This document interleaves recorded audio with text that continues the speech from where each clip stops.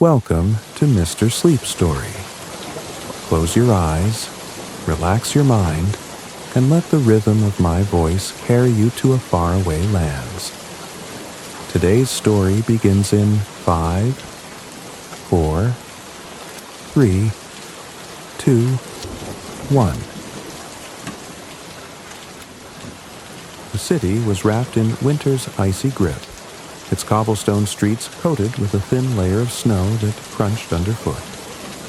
A bitter wind howled through narrow alleyways, carrying tiny shards of ice that stung exposed skin. The sun, weak and pale, hung low in the sky, casting long shadows over the rooftops. It was Christmas Eve, but the cheer that filled the hearts of some could not thaw the cold reality that gripped others. The bustling market square stood at the center of the city, alive with the sights and sounds of the season. Shoppers, bundled in thick coats and scarves, haggled over roasted chestnuts and fresh bread, their laughter and chatter rising into the frosty air. Stalls adorned with holly and pine offered brightly wrapped parcels, golden trinkets, and ornaments that sparkled like jewels. The smell of mulled wine and spiced cider mingled with the aroma of roasted meats, creating a tantalizing mix that hinted at feasts waiting to be devoured. Yet, not far from this scene of abundance, the city revealed a different face. In the shadowed corners of the square, the poorer folk huddled together for warmth, their thin garments offering little protection against the elements. Children with hollow cheeks and sunken eyes darted between the crowds, begging for scraps or pennies. Their pleas were often met with hurried footsteps or averted gazes, as those more fortunate focused on their own merriment. The architecture of the city mirrored its dichotomy. The grand houses of the wealthy, with their ornate facades and glowing windows, lined the main thoroughfares like sentinels of prosperity. Inside, the glow of chandeliers illuminated opulent dining rooms, where families gathered around tables laden with fine china and silverware. Fires roared in grand hearths, casting a golden warmth that seemed to mock the frigid world beyond. In stark contrast, the poorer districts sprawled outward like forgotten remnants of another era. The buildings there leaned against one another for support, their crumbling walls streaked with soot. Icicles hung like daggers from broken eaves, and the streets were strewn with debris that no one bothered to clear. Here, the air was heavy with the smell of dampness and decay, a stark reminder of the hardships endured by those who called this place home. Through these streets walked the little match girl, her slight figure almost lost in the crowd. She was no older than 8, her frame so thin that she seemed more shadow than substance. Her clothes, once perhaps a faded blue, had been patched and repatched until little of the original fabric remained.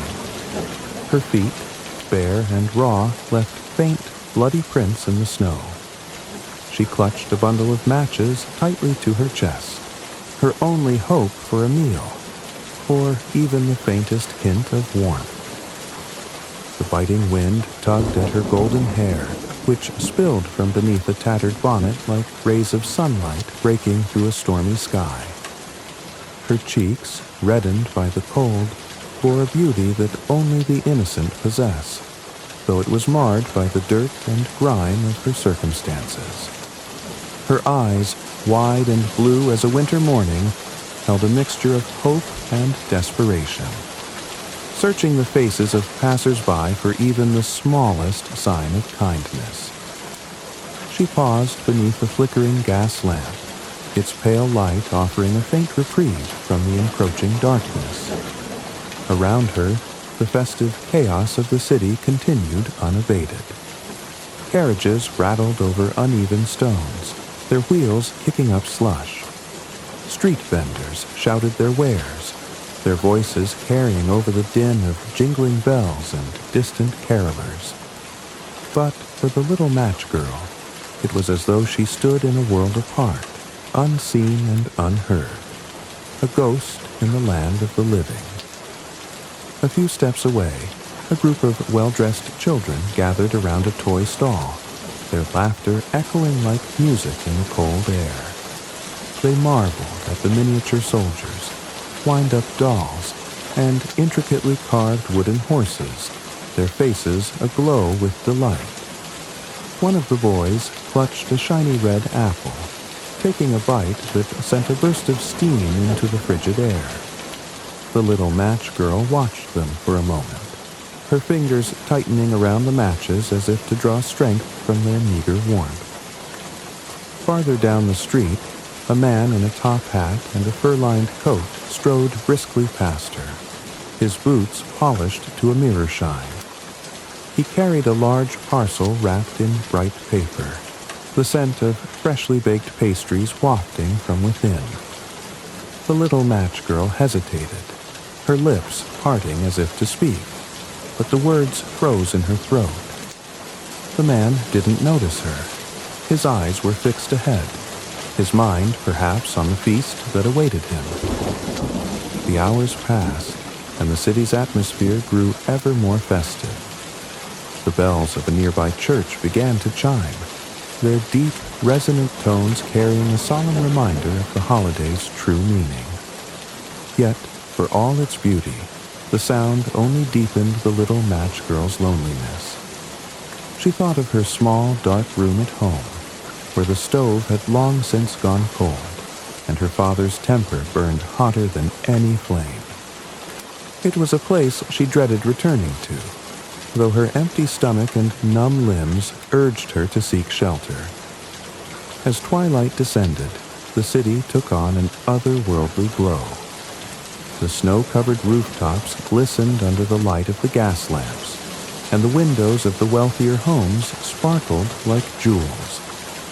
It was a scene of beauty and wonder, a perfect picture of Christmas joy. Yet, beneath its surface lay a stark truth. For every family gathered around a fire, for every child unwrapping gifts, there were countless others left out in the cold. The little match girl looked up at the sky, where the first stars of the evening began to appear. Their cold, distant light seemed to mock her plight, offering no warmth or solace. She let out a small sigh, her breath forming a faint cloud that quickly dissipated. Clutching her matches even tighter, she stepped away from the gas lamp and into the shadows, her small figure disappearing into the night. The city carried on, oblivious to her struggle. It was a world of contrasts, of warmth and cold, joy and sorrow, abundance and want. And, in the midst of it all, the little match girl moved like a fragile ember, flickering against the vast, uncaring winter. The little match girl's life was a portrait of quiet suffering, painted in muted hues of hardship and resilience. She was not always the frail, barefoot figure trudging through snow-covered streets with a bundle of matches clutched to her chest. There was a time when her cheeks were plump, her laughter bright, and her small hands uncalloused by labor. But those memories were like fragments of a dream, scattered and fading under the weight of her harsh reality. Born into a family that once knew modest comfort, her early years were marked by warmth and love. Her mother, a gentle woman with soft hands and a voice like a lullaby, would hum tunes as she braided the little girl's golden hair by the light of their small hearth. Their home, though simple, was filled with a sense of security. Her father worked as a carpenter, his strong hands crafting wooden toys and furniture that bore the faint scent of pine. The little match girl would often sit at his feet, watching intently as he carved intricate patterns into the wood, her wide blue eyes reflecting the flickering light of the fire. But fate, cruel and unyielding, had other plans.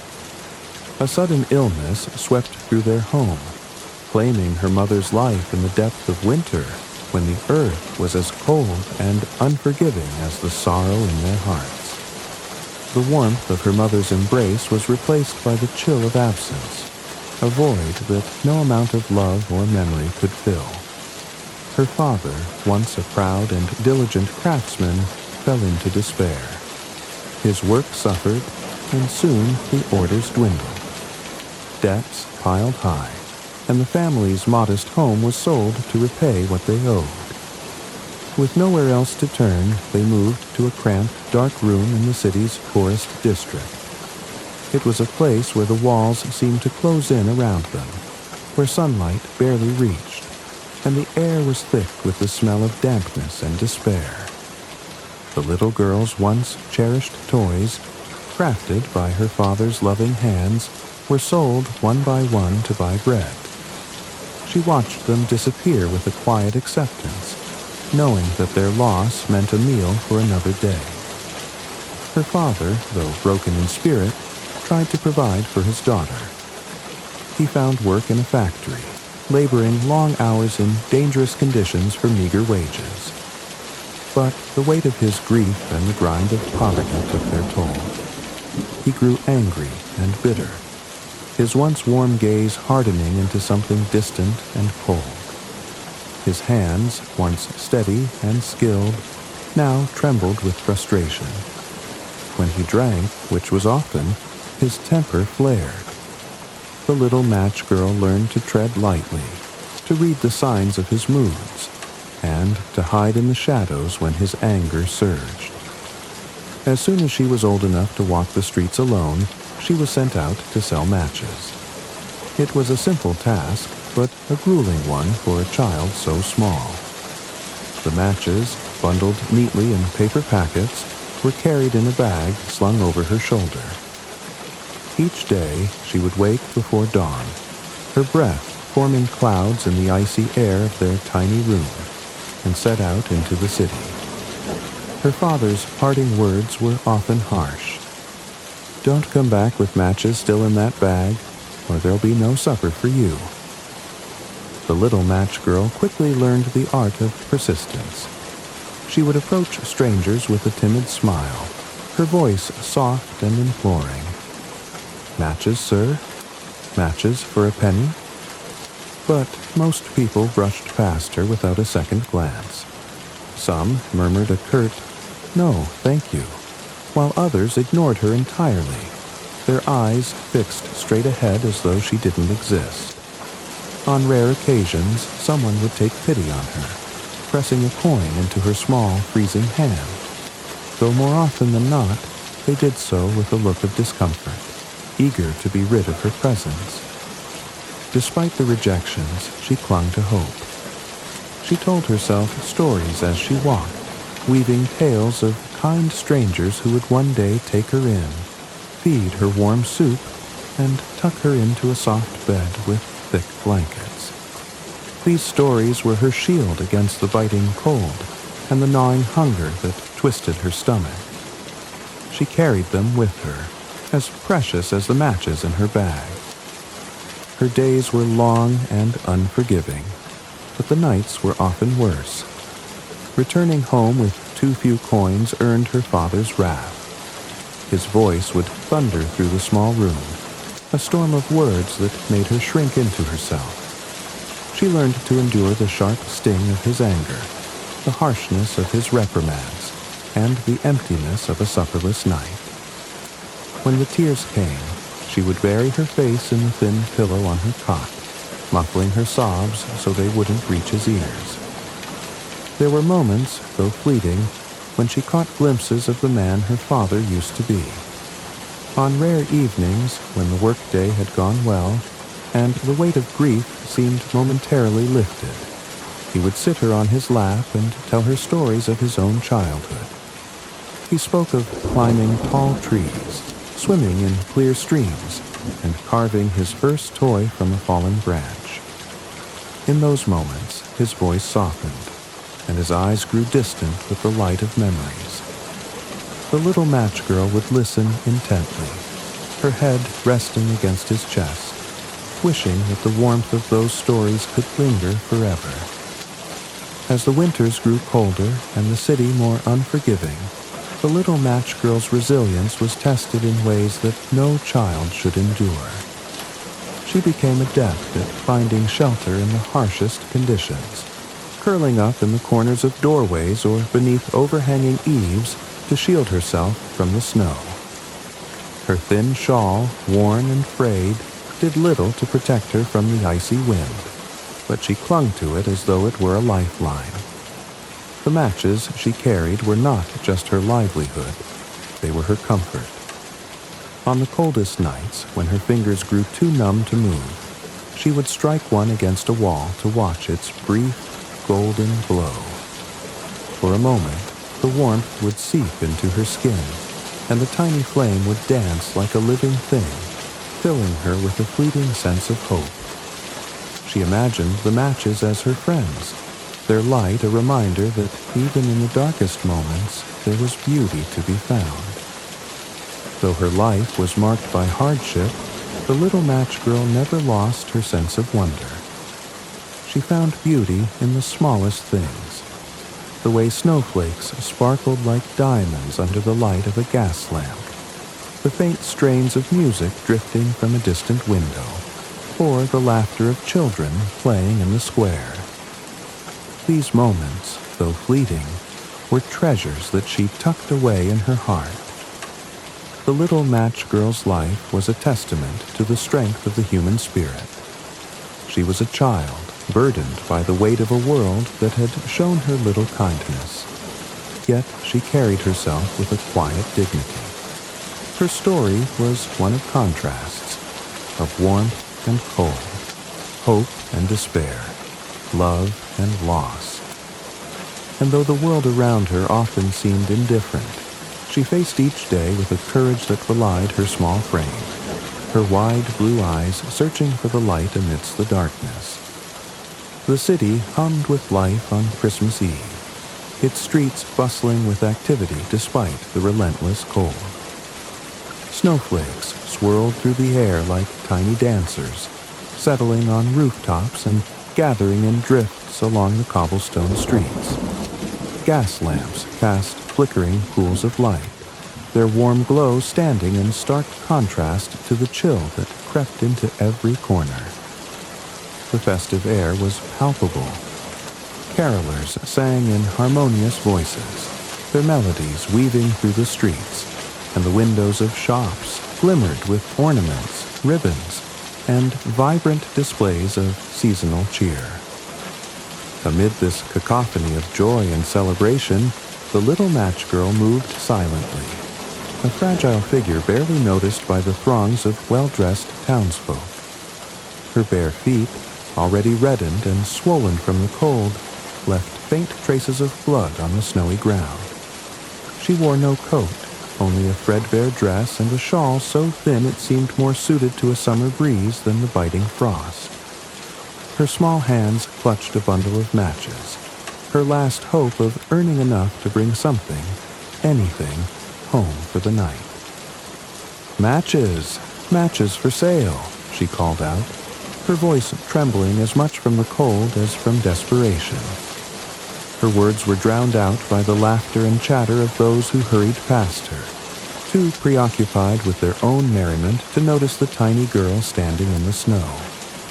She tried again, stepping into the path of a gentleman in a tall hat and an elegant overcoat. "Please, sir, would you like to buy some matches?" The man barely glanced at her before brushing past, muttering something under his breath about beggars cluttering the streets. The little match girl stood there for a moment, her shoulders drooping under the weight of his indifference. She tightened her grip on the matches, as if holding them closer might somehow shield her from the harshness of the world. All around her, the city pulsed with life. Horse-drawn carriages clattered over the icy streets, their drivers wrapped in thick woolen cloaks. Children with rosy cheeks and laughter spilling from their lips ran past her, their arms laden with presents tied with bright ribbons. She watched them wistfully, her heart aching not with envy but with longing, a deep yearning for the warmth, the laughter, and the love that seemed to radiate from every corner except her own.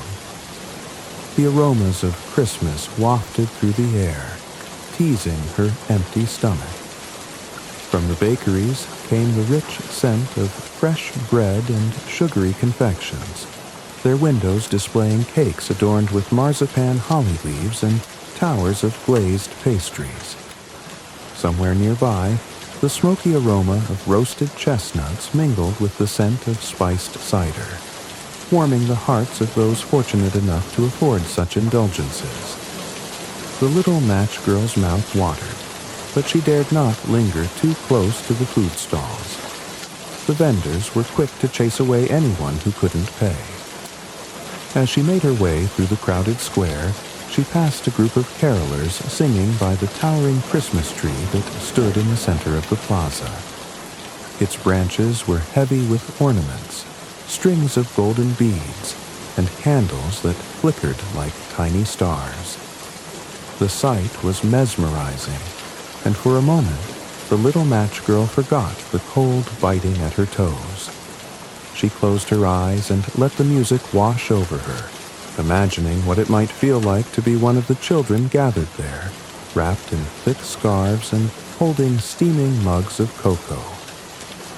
"Move along, girl," barked a gruff voice, jolting her from her daydream. A shopkeeper shooed her away from the entrance of his store, where she had stopped to escape the icy wind. "You're scaring off my customers." She nodded silently and shuffled away, her heart sinking further with each step. The wind seemed to grow colder as night fell, its icy tendrils snaking through the alleys and seeping into her very bones. Her small feet, raw and numb, barely registered the pain anymore. She found herself drawn to the glow of a nearby window, where a family sat around a grand table laden with food. A golden roast goose took center stage, surrounded by bowls of steaming vegetables and platters of glistening fruit. Laughter filled the room, and the faces of the children glowed with happiness as they eagerly unwrapped gifts. The little match girl pressed her nose against the frosted glass, her breath fogging the pain as she stared at the scene with wide, wistful eyes. She could almost feel the warmth of the room, hear the crackle of the fire in the hearth, and taste the richness of the feast. But the glass was an impenetrable barrier, a reminder of the distance between her world and theirs. She stepped back, blinking away the tears that threatened to spill, and continued on her way. As the evening deepened, the streets began to empty. The bustle of the marketplace faded into a quiet stillness, broken only by the occasional jingle of sleigh bells or the soft crunch of snow underfoot. The little match girl wandered aimlessly, her tiny frame growing weaker with each passing moment. She tried to summon the courage to knock on a door, to ask for shelter or a scrap of food, but the fear of rejection held her back. She had grown too accustomed to the cold stares and curt dismissals of strangers. Her fingers, now stiff and purple with cold, clutched the matches more tightly. They were her only possession, her only chance to prove to her father that she was not a failure. The thought of returning home empty-handed filled her with dread. She could already hear his angry voice, feel the sting of his words, and, perhaps worse, his silence. She found herself at the edge of the square, where a narrow alley offered a brief respite from the biting wind. She sank down onto the frozen ground, tucking her legs beneath her and drawing her shawl tightly around her shoulders. The snow fell softly around her, blanketing the world in a deceptive serenity. Her body trembled with cold, and her breath came in shallow, visible puffs. As she sat there, Her mind wandered to memories of her mother. She could still recall the softness of her touch, the way her voice had a calming melody that seemed to make the world less frightening. Her mother had always made Christmas special, even when they had little. She would sing carols, bake small treats from whatever ingredients they could afford, and tell stories by the fire. The warmth of those moments felt like a distant dream now, a fragile thread connecting her to a time when life had held more promise. Her stomach growled, the emptiness gnawing at her like a living thing. The matches in her hand felt heavier than ever, their potential warmth and light just out of reach. She stared at them, her mind swirling with conflicting thoughts. Should she strike one, just to feel the heat for a moment? Or would that be a waste, another failure in a day full of them? The cold pressed in around her, unrelenting and merciless. Her vision blurred, and her small frame seemed to fold in on itself as she curled up against the wall. The world around her grew quieter still, as though the city itself were holding its breath. She was just a small, forgotten figure in the vastness of the winter night. Her struggle unseen and unheard by those who passed her by. But even in the depths of her despair, the little match girl clung to the faintest glimmer of hope. She had faced countless hardships before, and though the night was cruel and unyielding, she would endure it as she always had. The matches in her hand, small and fragile as they were, held the promise of light, of warmth, and of something more, a spark of life in a world that had grown so unbearably cold. The night deepened, and the cold grew sharper, slicing through the little match girl's tattered shawl as if it weren't there at all. She sat huddled in the shadow of a building, her frail body trembling from the icy air that seemed to seep into her very bones. Around her the city was quiet now, the festive bustle of the day giving way to the stillness of a snow-covered night. The only sounds were the occasional creak of a carriage wheel in the distance, and the muffled whispers of the wind as it swirled around her. Her small hands, nearly frozen stiff, clutched the matches tightly. The thought of striking one lingered in her mind, a temptation born not of indulgence, but of sheer necessity. Her father's stern voice echoed in her thoughts. Don't waste them.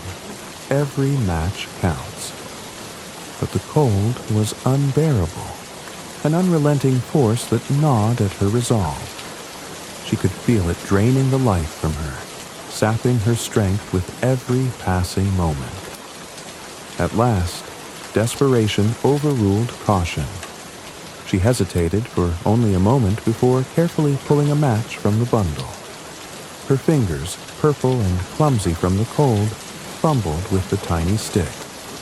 The thought of the warmth it might bring filled her with a fleeting sense of hope. Holding it against the rough wall beside her, she struck it with trembling hands. With a hiss and a spark, the match flared to life, its small flame dancing like a living thing. The sudden burst of light startled her, and she instinctively cupped her hands around it, shielding the fragile glow from the biting wind. In that moment, the warmth bloomed in her palms, spreading across her skin like a comforting embrace. It was as though the match were alive, a tiny sun radiating hope and solace in the middle of a frozen night. As the flame steadied, its golden glow transformed the darkness around her. The dim, desolate alley faded away, and in its place appeared a vision so vivid, so beautiful, that she could scarcely believe her eyes. Before her, a crackling hearth blazed with life, its orange and red flames leaping and dancing in a comforting rhythm. She could feel the heat radiating from it, warming her cheeks and easing the stiffness in her fingers. The fire seemed almost magical, its warmth seeping into her soul, melting away the icy grip of the night. The room around the hearth began to take shape in her mind's eye. She found herself in a cozy parlor, its walls lined with bookshelves and adorned with cheerful paintings. A thick rug lay on the floor, its intricate patterns illuminated by the flickering firelight. Beside the hearth stood a plush armchair, its cushions invitingly soft, draped with a blanket that seemed to radiate warmth even from a distance. She could almost feel the fabric beneath her fingers, the texture of it a stark contrast to the cold, hard reality of her surroundings. The little match girl's heart swelled with longing as she imagined herself sitting by the fire, her feet tucked beneath her, her hands wrapped around a steaming mug of cocoa. She could see herself laughing, her cheeks glowing with warmth and happiness, as though the hardships of her life had melted away like snow under the sun.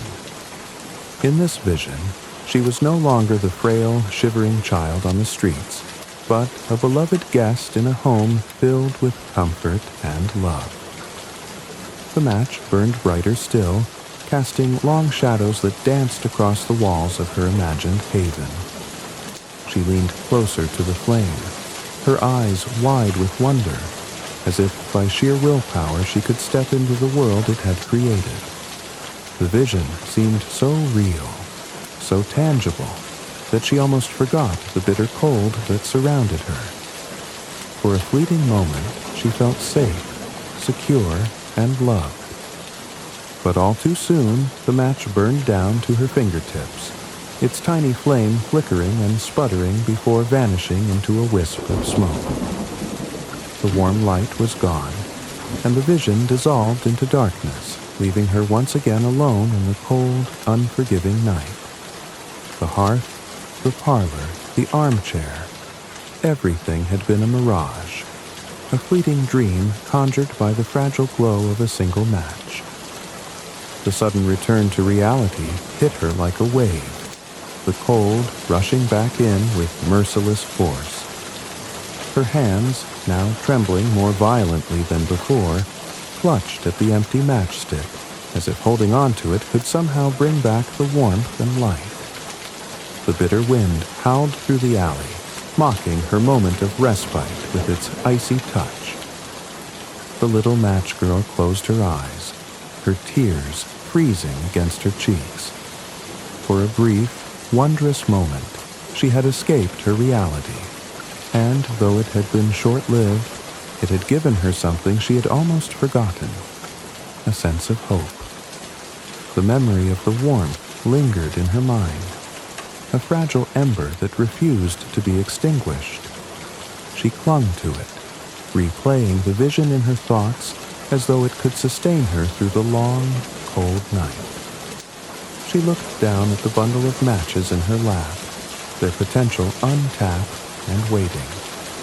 She knew they wouldn't last forever. Each one was precious, a fleeting moment of light in a sea of darkness.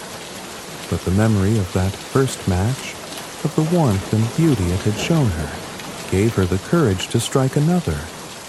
It was a small act of defiance against the cold, a spark of light against the overwhelming darkness.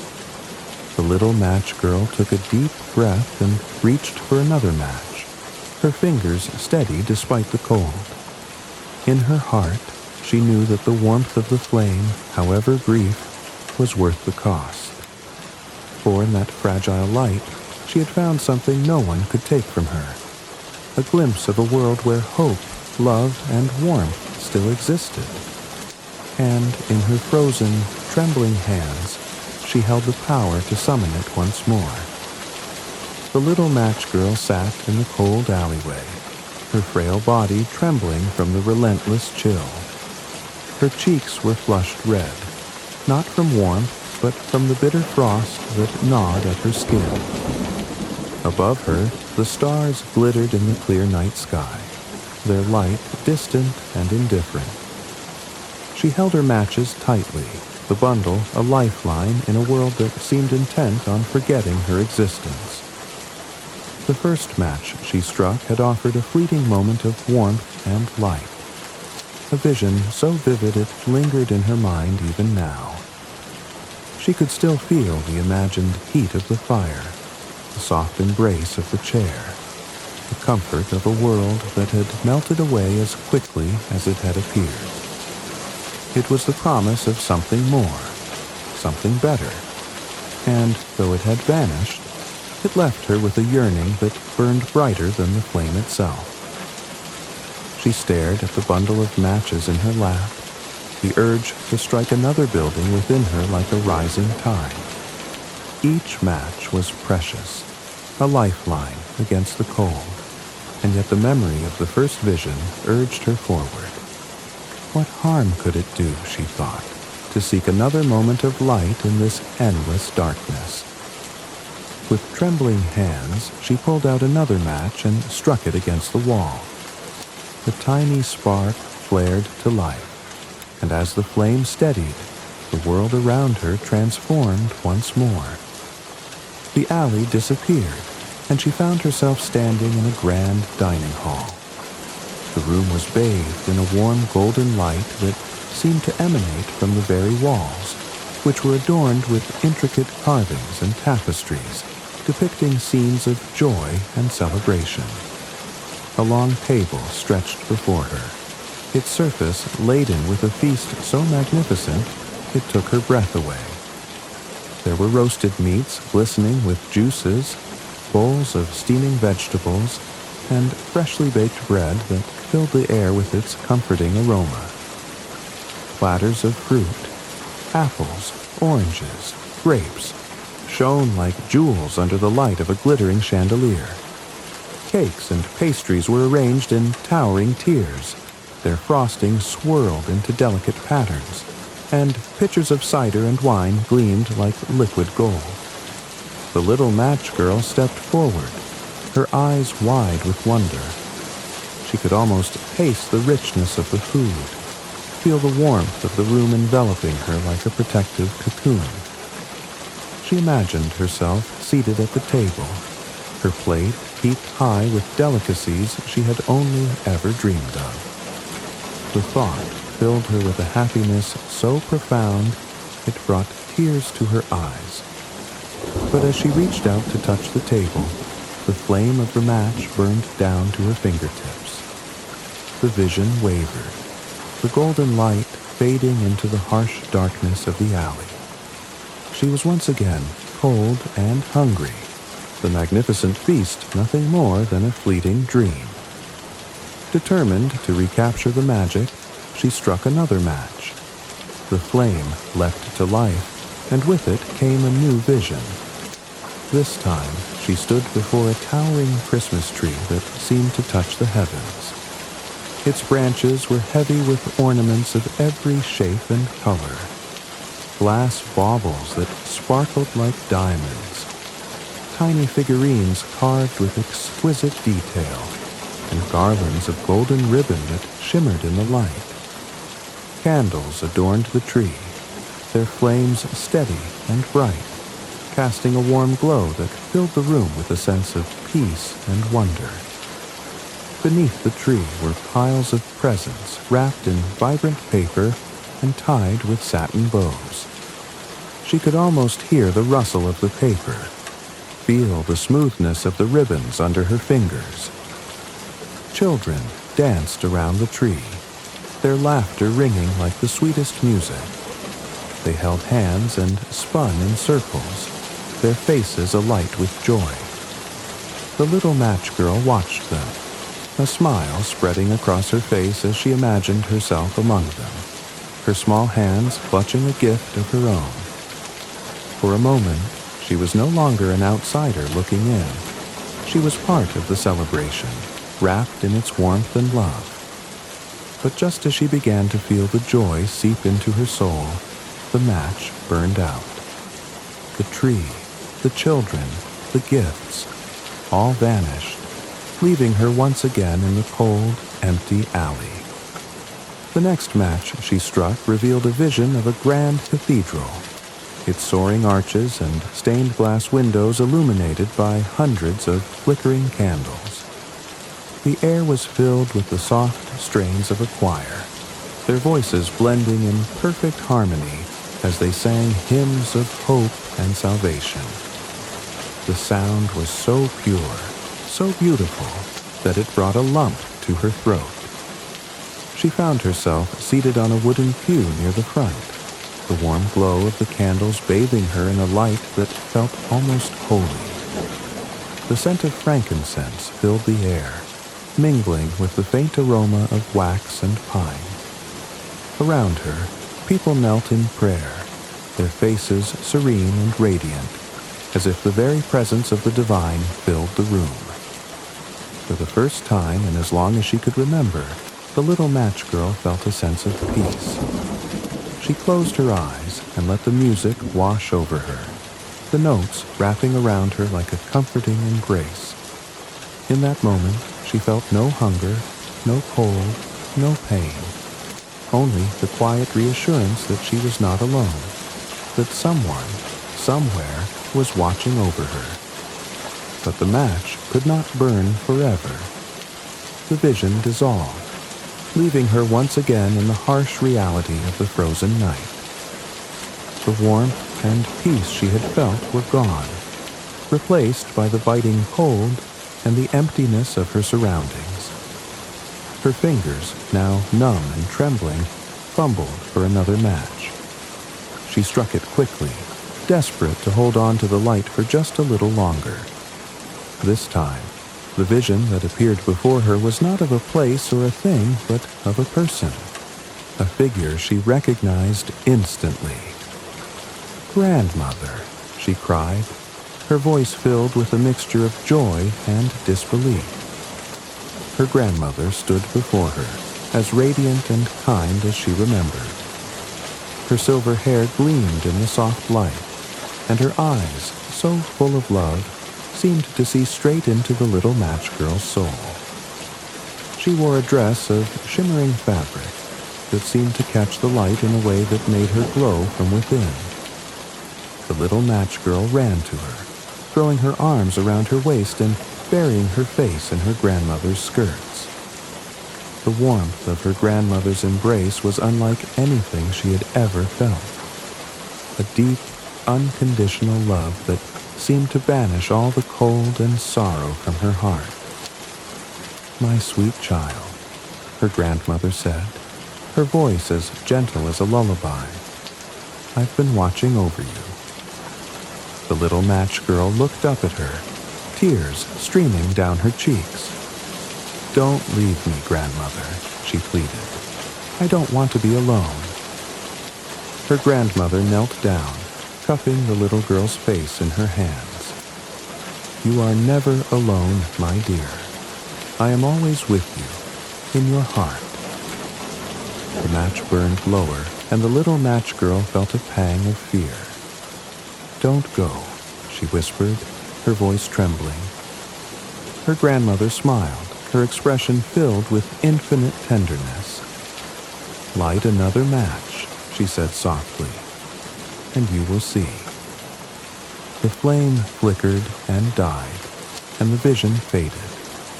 But this time, the little match girl didn't feel the cold quite as sharply. Her grandmother's words echoed in her mind, giving her the courage to strike another match. When the next match flared to life, the little match girl found herself bathed in a radiant light that seemed to come from everywhere and nowhere all at once. She was no longer in the alley, no longer bound by the cold and the darkness. Instead, she was surrounded by a warmth so profound it felt like being cradled by the very essence of love. Her grandmother stood beside her, holding her hand. Together, they walked toward the light, its brilliance growing brighter with each step. She felt no fear, no hesitation, only an overwhelming sense of peace and belonging. In the distance, she could hear the faint strains of music, a melody so beautiful it brought tears to her eyes. The light enveloped her, filling her with a warmth that erased every trace of the cold she had known. It was as though she had been lifted into a realm beyond pain, beyond hunger, beyond sorrow, a place where she was finally free. As the last match burned out, the visions faded, leaving only the memory of their beauty and the hope they had inspired. The little match girl sat quietly in the snow, her eyes gazing upward at the stars. Though the world around her was dark and cold, she no longer felt alone. She clung to the warmth of her memories, each vision a reminder that there was light even in the darkest of nights. The little match girl sat curled in the snow-covered alley, her small, frail body trembling with the effort of keeping herself upright. The cold had numbed her limbs completely, and the biting wind seemed to have seeped into her very soul. Around her, the city lay silent, its once bustling streets now devoid of life. Only the occasional flicker of a gas lamp and the distant toll of a church bell gave any indication that the world still turned. Her fingers, stiff and purple from the frost, clutched the remaining matches in her lap. Each one represented a fleeting moment of light and warmth, an escape from the darkness and cold that surrounded her. She had struck several already, and each had brought with it visions so vivid, so filled with beauty and love, that they almost felt real. But the cold always returned, harsher and more relentless than before, and the visions faded into the night like dreams upon waking. Now, with only a few matches left, the little match girl hesitated. The cold was pressing in on her, an unrelenting force that seemed intent on snuffing out the fragile spark of life she still clung to. She was so tired of fighting, of hoping, of holding on to a world that had shown her so little kindness. But in the midst of her despair, a small voice within her whispered, "Light another match. There is still warmth, still light, still hope." With trembling hands, she struck the next match. As the match flared to life, the darkness around her was banished, replaced by a radiant glow that seemed to emanate from everywhere at once. The light was warm and golden, and it enveloped her like a tender embrace. It was not like the harsh, flickering flames of the street lamps or the fleeting glow of the matches she had struck before. This light was alive, pulsating with an energy that filled her heart with a sense of peace and belonging. The alley vanished, and she found herself standing in an open meadow bathed in sunlight. The snow was gone, replaced by soft grass that tickled her bare feet. Flowers of every color bloomed around her, their petals glistening as if they had been kissed by morning dew. The air was filled with the sweet scent of blossoms and the gentle hum of birdsong. A soft breeze brushed against her cheeks, warm and soothing, carrying with it the promise of something more, a world beyond pain and sorrow. Before her, a figure appeared, stepping out of the light with a grace that took her breath away. It was her grandmother. "Grandmother," the little match girl cried, her voice filled with a mixture of joy and disbelief. Her grandmother smiled, her face radiant with love. She looked exactly as the little girl remembered, kind eyes that seemed to hold the wisdom of the ages, a warm smile that could light up even the darkest room, and hands that had once cradled her so gently. But there was something more now, an ethereal glow that surrounded her, as though she were part of the light itself. "My sweet child," her grandmother said, her voice as gentle as a lullaby. "I've been waiting for you." The little match girl ran to her, throwing her arms around her grandmother's waist. She buried her face in the soft fabric of her gown, and for the first time in what felt like an eternity, she felt truly safe. Her grandmother's arms wrapped around her, warm and strong, and the little girl felt all the fear, all the pain, all the cold melt away in her embrace. "Don't leave me," she whispered, her voice trembling with emotion. "Please don't leave me." Her grandmother knelt down, cupping the little girl's face in her hands. "I am here now, and I will never leave you again," she said softly. "You are safe with me." The little match girl looked into her grandmother's eyes and saw a depth of love and understanding that filled her with a peace she had never known. It was as though all the hurt and hardship of her life had been washed away, replaced by the warmth and light of her grandmother's presence. Hand in hand, they began to walk through the meadow. The little match girl's bare feet no longer ached. Instead, they felt light and strong, as though the burdens of her earthly life had been left behind. The light ahead of them grew brighter and warmer, and the air was filled with a melody so beautiful it brought tears to her eyes. It was a song without words, a harmony of voices and instruments that seemed to resonate with the very fabric of her soul. As they walked, the little match girl noticed others joining them. Figures emerged from the light, each one radiating a love and peace that matched her grandmother's. They smiled at her, their faces kind and welcoming, as though they had been waiting just for her. Among them, she recognized people she had loved and lost. Her mother, whose gentle touch she still remembered, and even her baby brother, whom she had never met but had heard stories about. He reached for her hand, his tiny fingers curling around hers, and she felt her heart swell with a love so pure it was almost overwhelming. They walked together toward the source of the light, which now filled the entire horizon. The closer they got, the more the little match girl felt the warmth and peace seep into every corner of her being. She was no longer cold, no longer hungry, no longer alone.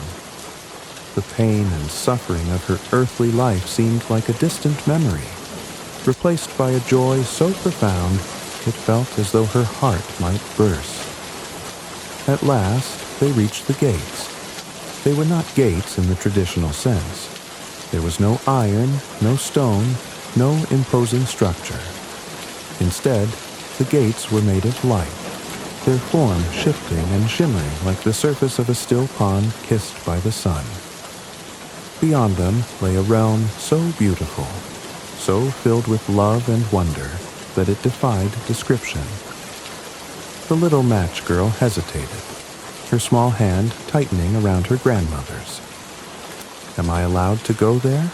she asked softly, her voice tinged with uncertainty. Her grandmother knelt beside her, brushing a strand of golden hair from her face. "This place was made for you, my sweet child," she said. "It is where you belong."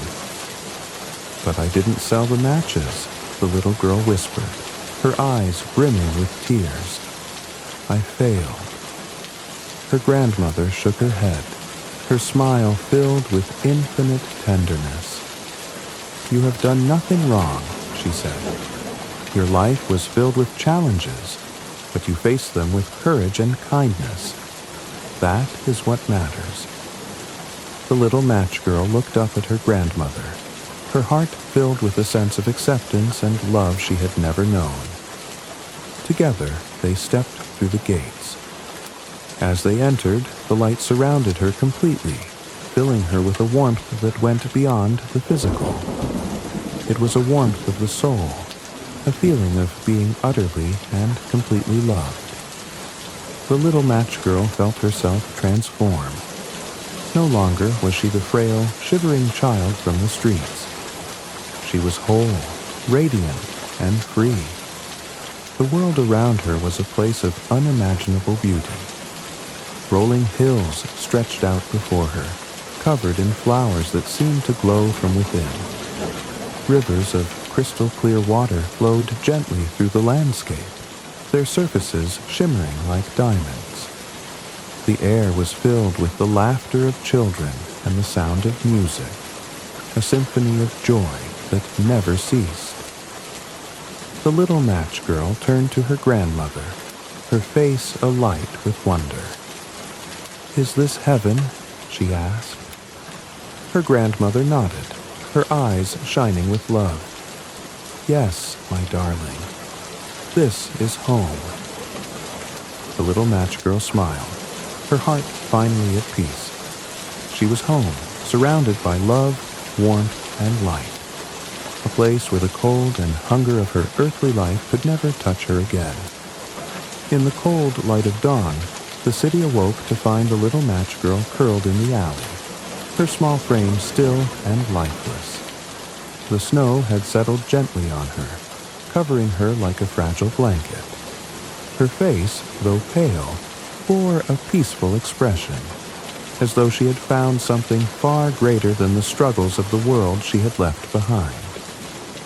The townsfolk who found her whispered among themselves, some shedding tears, others shaking their heads in regret.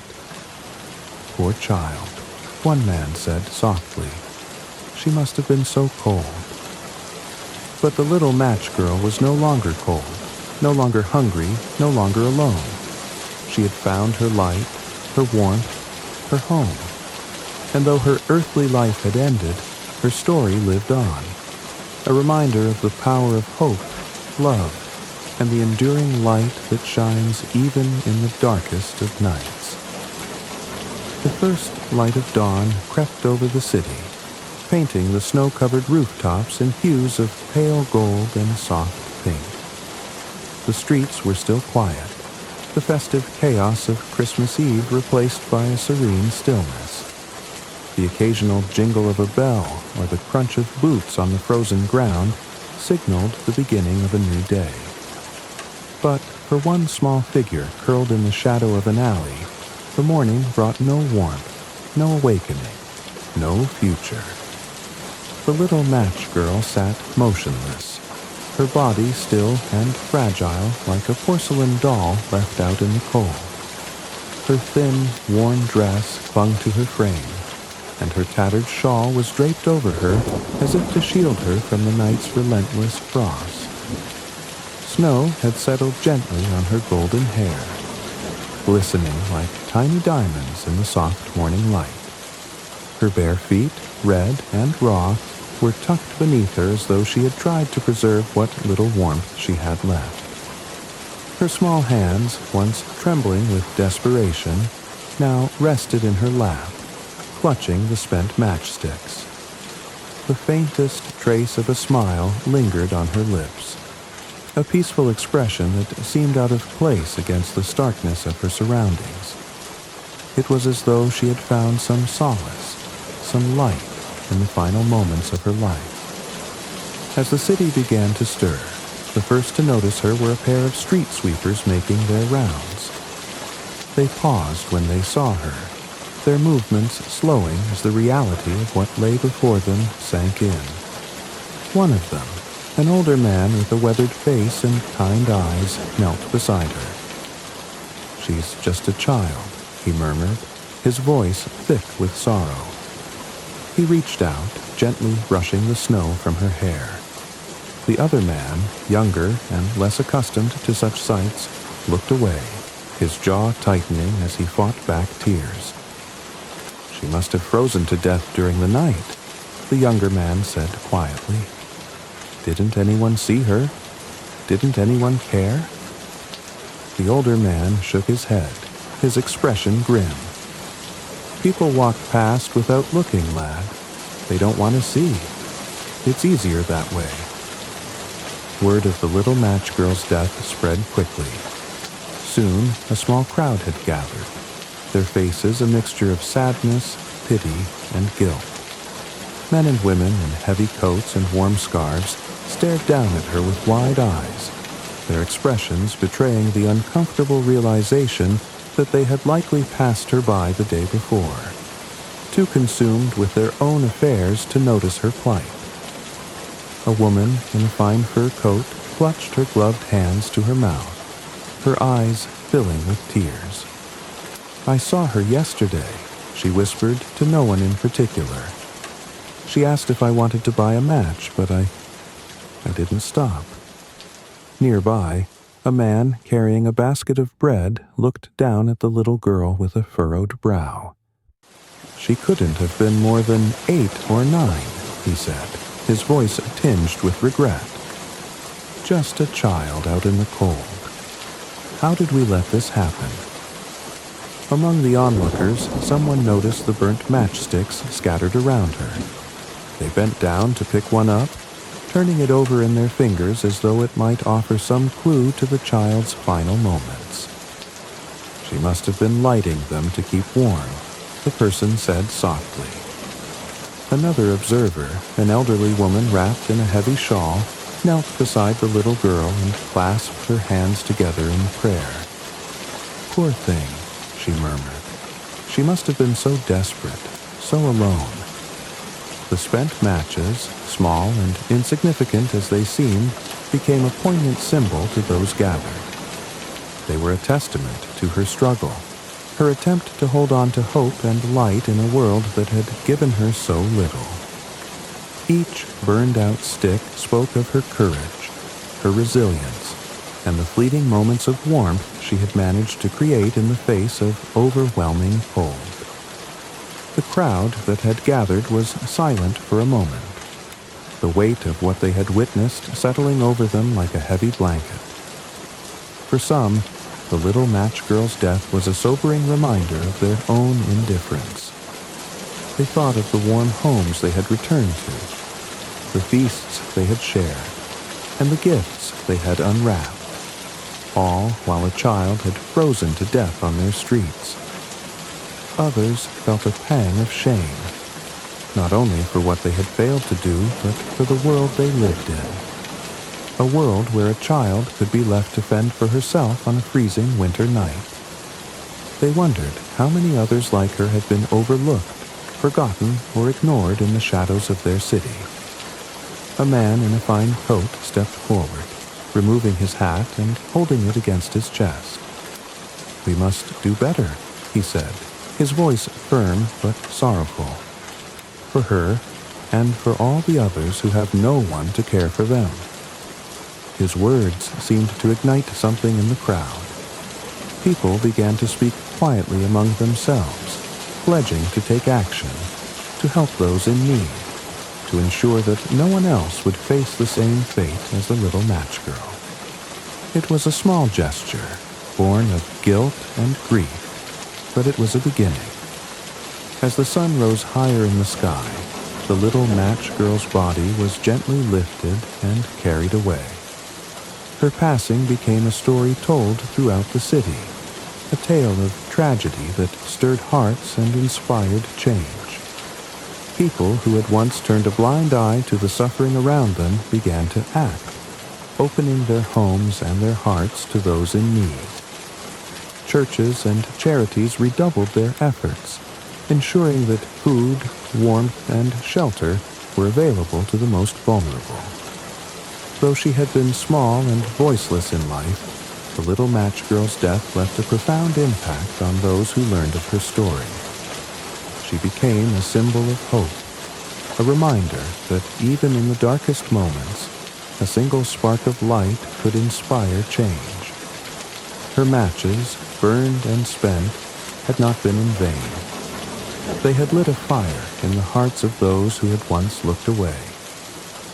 In the quiet of the evening, as the city prepared for another cold night, the stars began to appear in the darkening sky. Among them, a single star shone brighter than the rest, its light steady and pure. Those who looked up at it that night felt a sense of peace, as though the little match girl's spirit were watching over them, her light guiding them toward a kinder, more compassionate world. And so, though the little match girl had left the earth, her story lived on, a testament to the enduring power of hope, the importance of kindness, and the light that can be found even in the coldest and darkest of nights. The story of the little match girl did not end with her passing. Though she left the world quietly, unnoticed by most during her life, Her death became a spark that ignited a change in the hearts of those who learned of her fate. Her fragile body, curled in an alley on a snowy Christmas morning, was a haunting image that lingered in the minds of the townsfolk, compelling them to reflect on their own actions, or inactions. In the days that followed, the Little Match Girl's story spread through the city like a winter wind, touching every corner, from the grand estates of the wealthy to the modest homes of the working class. People spoke of her with hushed voices, their words tinged with sorrow and guilt. For many, her death was a mirror reflecting their own indifference. The realization that a child had suffered so greatly, so close to their warm hearths and abundant tables, weighed heavily on their consciences. The matchsticks she had clutched became a poignant symbol, a reminder of her fleeting moments of warmth and light in a world that had been so cruelly cold. The image of her sitting alone in the snow, lighting one match after another to create small pockets of hope, resonated deeply. It was as if, in her final moments, she had illuminated not just the darkness of her surroundings, but the darkness within the hearts of those who had overlooked her. The mayor of the city, a man known more for his political ambitions than his compassion, was among those moved by her story. He stood before the city council and declared, "No child in our city should ever face such a fate again. We have failed her, but we must not fail others." His words were met with solemn nods and murmurs of agreement, and plans were quickly set into motion. The townspeople decided to honor the Little Match Girl with a memorial. At the center of the bustling square where she had once tried to sell her matches, a statue was erected. A delicate bronze figure of a young girl holding a match, its flame immortalized in glowing amber. The base of the statue bore an inscription, "In memory of the Little Match Girl, whose light shines eternal. May we never forget the least among us." The statue became a place of reflection, where townsfolk would pause to lay flowers, light candles, or simply stand in quiet contemplation. During the harsh winters, the statue was adorned with scarves, gloves, and hats, left by compassionate strangers for those in need. It became not just a memorial, but a beacon of kindness, a reminder to care for the most vulnerable among them.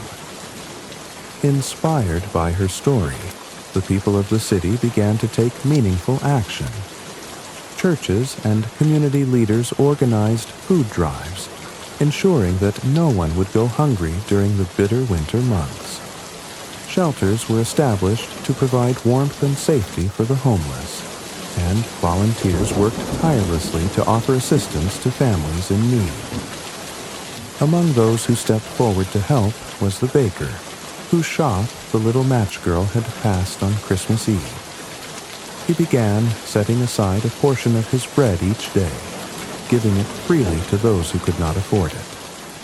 "No one should go hungry," he said simply, his eyes shadowed with regret. His small act of generosity inspired others, and soon other merchants followed suit, donating food, clothing, and supplies. The wealthy, who had once lived in isolation from the struggles of the poor, began opening their eyes to the world beyond their grand homes. One prominent family turned their spacious carriage house into a school for underprivileged children, offering them not only education, but also meals and warm clothing. The lady of the house, who had once hurried past the Little Match Girl without a second glance, was often seen there, helping the children learn to read and write. The legacy of the Little Match Girl extended beyond her own lifetime, touching the lives of children who might have shared her fate. In the years that followed, many of those children grew up to become leaders and advocates for social change. They carried with them the memory of the girl whose life had been cut short, using her story as a call to action. One such child was a boy who had often seen the little match girl selling her wares, but had never dared speak to her. He grew up to become a teacher, dedicating his life to helping impoverished children find opportunities and hope. She deserved so much more, he often told his students, and so do you. Another was a girl who had once played by the towering Christmas tree in the square, unaware of the small figure watching from the shadows. As an adult, she became a writer, penning stories that highlighted the struggles of the forgotten and the voiceless. Her most famous work was a tale of a little match girl who lit the world with her courage, a story that brought tears to readers far and wide. Though the little match girl's life had been filled with hardship, her story became a source of hope and inspiration. Her matches, small and fragile as they were, had ignited something far greater than warmth. They had sparked a movement, a collective awakening that changed the city forever. Each year on Christmas Eve, the townsfolk gathered at her statue to remember her. They sang carols, shared stories, and lit matches in her honor, their tiny flames a symbol of her enduring light. Children were taught her story as a lesson in kindness and compassion, and families made it a tradition to give to those in need during the holiday season. The little match girl's memory became a guiding star, reminding people of the importance of seeing those who might otherwise be invisible. Her life, though short, had left an indelible mark on the hearts of those who had once walked past her without a second thought.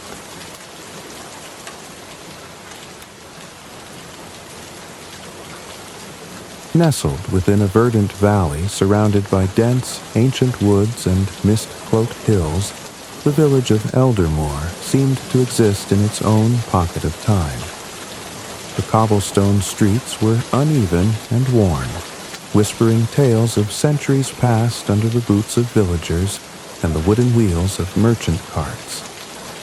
Small cottages lined the streets, their facades adorned with climbing ivy and vibrant blooms that spilled from window boxes. Smoke curled lazily from chimneys, carrying the scents of baked bread and earthy hearth fires. Eldermoor was a place of simple pleasures and predictability, where life followed the steady rhythm of the seasons. Farmers rose with the sun to tend their fields. Artisans worked diligently in their shops, and children played along the banks of the crystal-clear brook that snaked its way through the village. Despite its idyllic charm, Eldermoor was also a place where dreams were small, and stories of adventure were confined to the pages of dusty books. Among the villagers was a young woman named Elara, whose restless spirit set her apart. While others found contentment in the steady cadence of village life, Elara often gazed beyond the hills with a longing she couldn't quite explain. She was of average height, but carried herself with a quiet confidence. Her hair, the color of sun-dappled chestnuts, often fell into disarray as though the wind itself enjoyed playing with it. Her green eyes, vivid and searching, seemed to hold the light of unspoken dreams and unanswered questions. Elara lived with her widowed father, a blacksmith whose hands were as strong as his heart was kind. Their modest home was situated near the edge of the village, close to the forest's boundary. The forest had always fascinated Elara, though the villagers warned against venturing too deep. They spoke of strange noises and fleeting shadows, of travelers who entered and were never seen again. Elara, however, couldn't suppress the pull she felt toward the towering trees and the mysteries they concealed. Her days were spent assisting her father in the forge, her arms gaining strength as she hammered glowing metal into tools and horseshoes. Though the work was honest, and her father's pride in her palpable, Elara often found her mind wandering. She imagined herself wielding a blade she'd forged with her own hands, slicing through dense jungle foliage as she unearthed forgotten relics. At night, under the blanket of stars, she would lie awake and let her thoughts drift to places far beyond Elder Moor. The village had its share of colorful characters who often crossed paths with Alara. There was old Marlowe, the storyteller, who spun tales of enchanted kingdoms and daring heroes in exchange for a warm meal. Though many dismissed his stories as fanciful nonsense, Alara hung on to every word.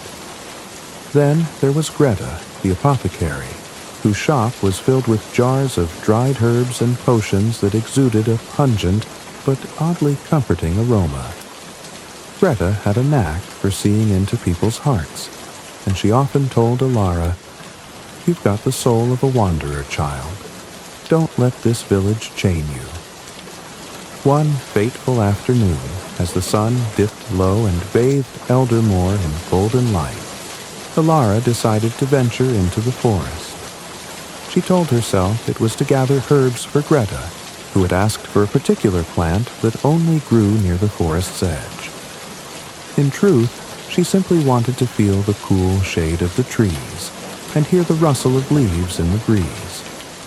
Slinging a small satchel over her shoulder, she set out with a mixture of excitement and trepidation. The forest was more beautiful than she had imagined. Sunlight filtered through the canopy, casting dappled patterns on the mossy ground. The air was rich with the scent of pine and earth, and the distant sound of birdsong added a melodic undertone to the serene atmosphere. Alara wandered deeper than she intended, losing herself in the natural splendor. She was so absorbed in the moment that she nearly missed the faint, haunting melody drifting through the air. The sound was unlike anything she had ever heard. It was both eerie and beautiful, a tune that seemed to beckon her forward. Her heart raced as she followed the sound, weaving through trees and stepping over roots until she came upon a small clearing. At its center lay an object that shimmered faintly in the fading light. Cautiously, Alara approached and found a delicate, intricately carved locket resting on a bed of wildflowers. The locket was unlike anything crafted in Elder Moor. Its surface was engraved with swirling patterns that seemed to shift when touched by the light, and a faint warmth emanated from it as though it were alive. Alara's curiosity overwhelmed her caution, and she reached out to pick it up. The moment her fingers closed around the locket, the melody ceased, replaced by an intense stillness. The forest seemed to hold its breath as Alara examined her discovery. As she turned the locket over in her hands, she noticed a small, almost imperceptible clasp. When she opened it, a soft glow emanated from within, illuminating a tiny map etched on the interior. The map depicted a land Alara had never seen before, filled with symbols and landmarks that were both intriguing and unfamiliar. At the center of the map was an inscription written in a language she couldn't read, yet it seemed to speak directly to her heart. A sense of purpose surged within her, stronger than anything she had ever felt. The locket wasn't just an artifact. It was a key, a guide to something greater than herself. For the first time, Alara felt as though the dreams that had always seemed so distant were now within her grasp. She didn't know what awaited her beyond the hills, but she knew one thing for certain.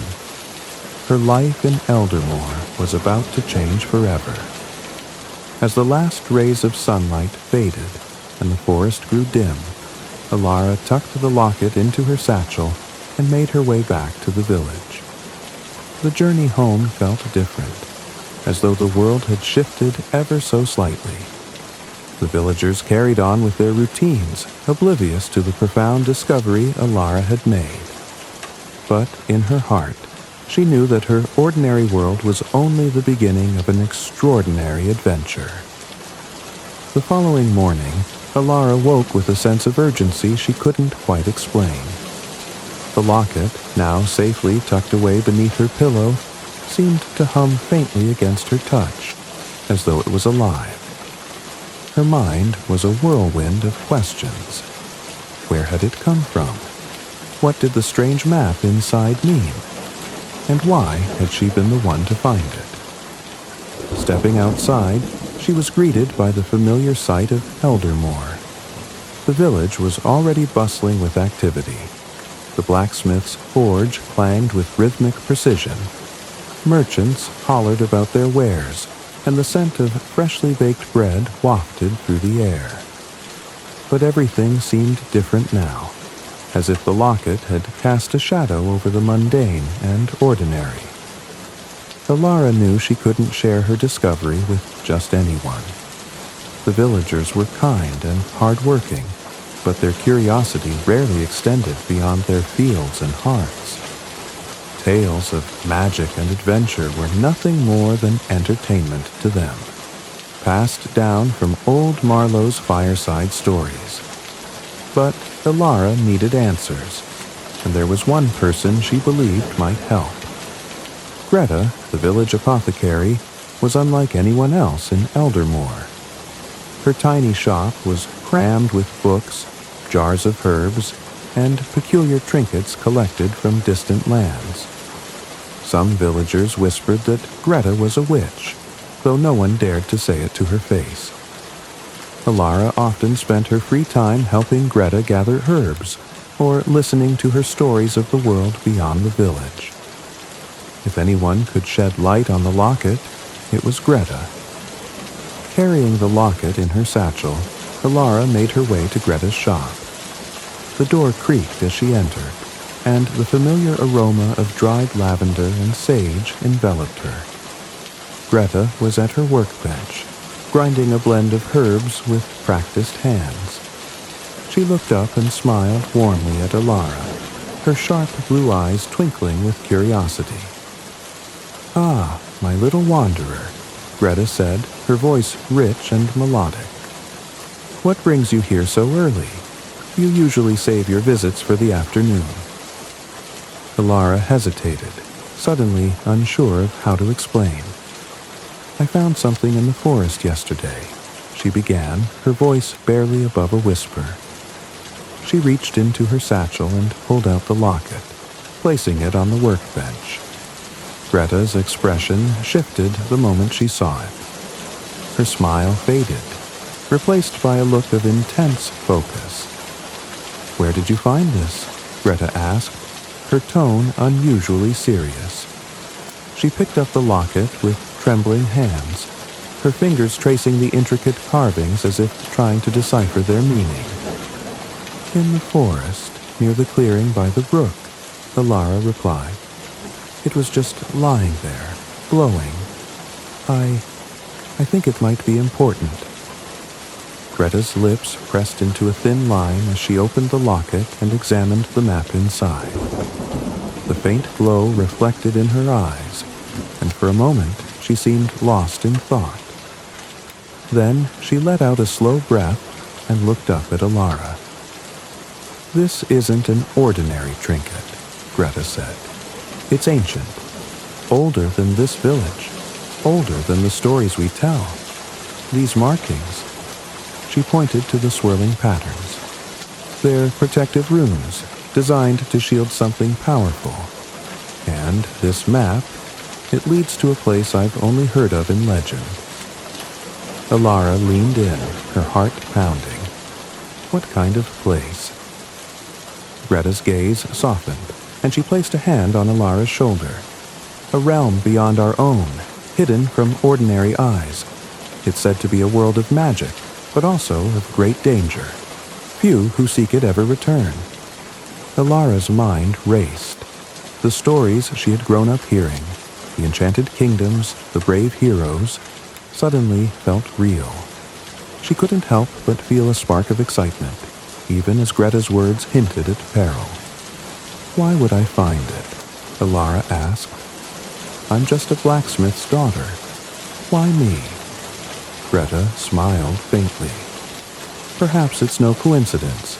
Sometimes objects of great power find their way to those who need them most. But make no mistake, child. This locket has chosen you. It's up to you to decide what to do with it. Alara hesitated. The idea of leaving Eldermoor, of stepping into the unknown, was both thrilling and terrifying. She thought of her father, toiling in the forge, and the quiet life they had built together. Could she really leave it all behind? As if sensing her doubt, Greta reached for a small, leather-bound book on her shelf and flipped through its pages. She stopped at an illustration of a locket identical to Alara's. Beneath it was a passage written in an ancient script, accompanied by a translation in Greta's neat handwriting. This artifact, Greta read aloud, is said to hold the key to the Gateway Realm, a place where magic thrives and secrets are guarded. Those who wield it must prove their worth through trials of courage, wisdom, and heart. Only then will the path be revealed.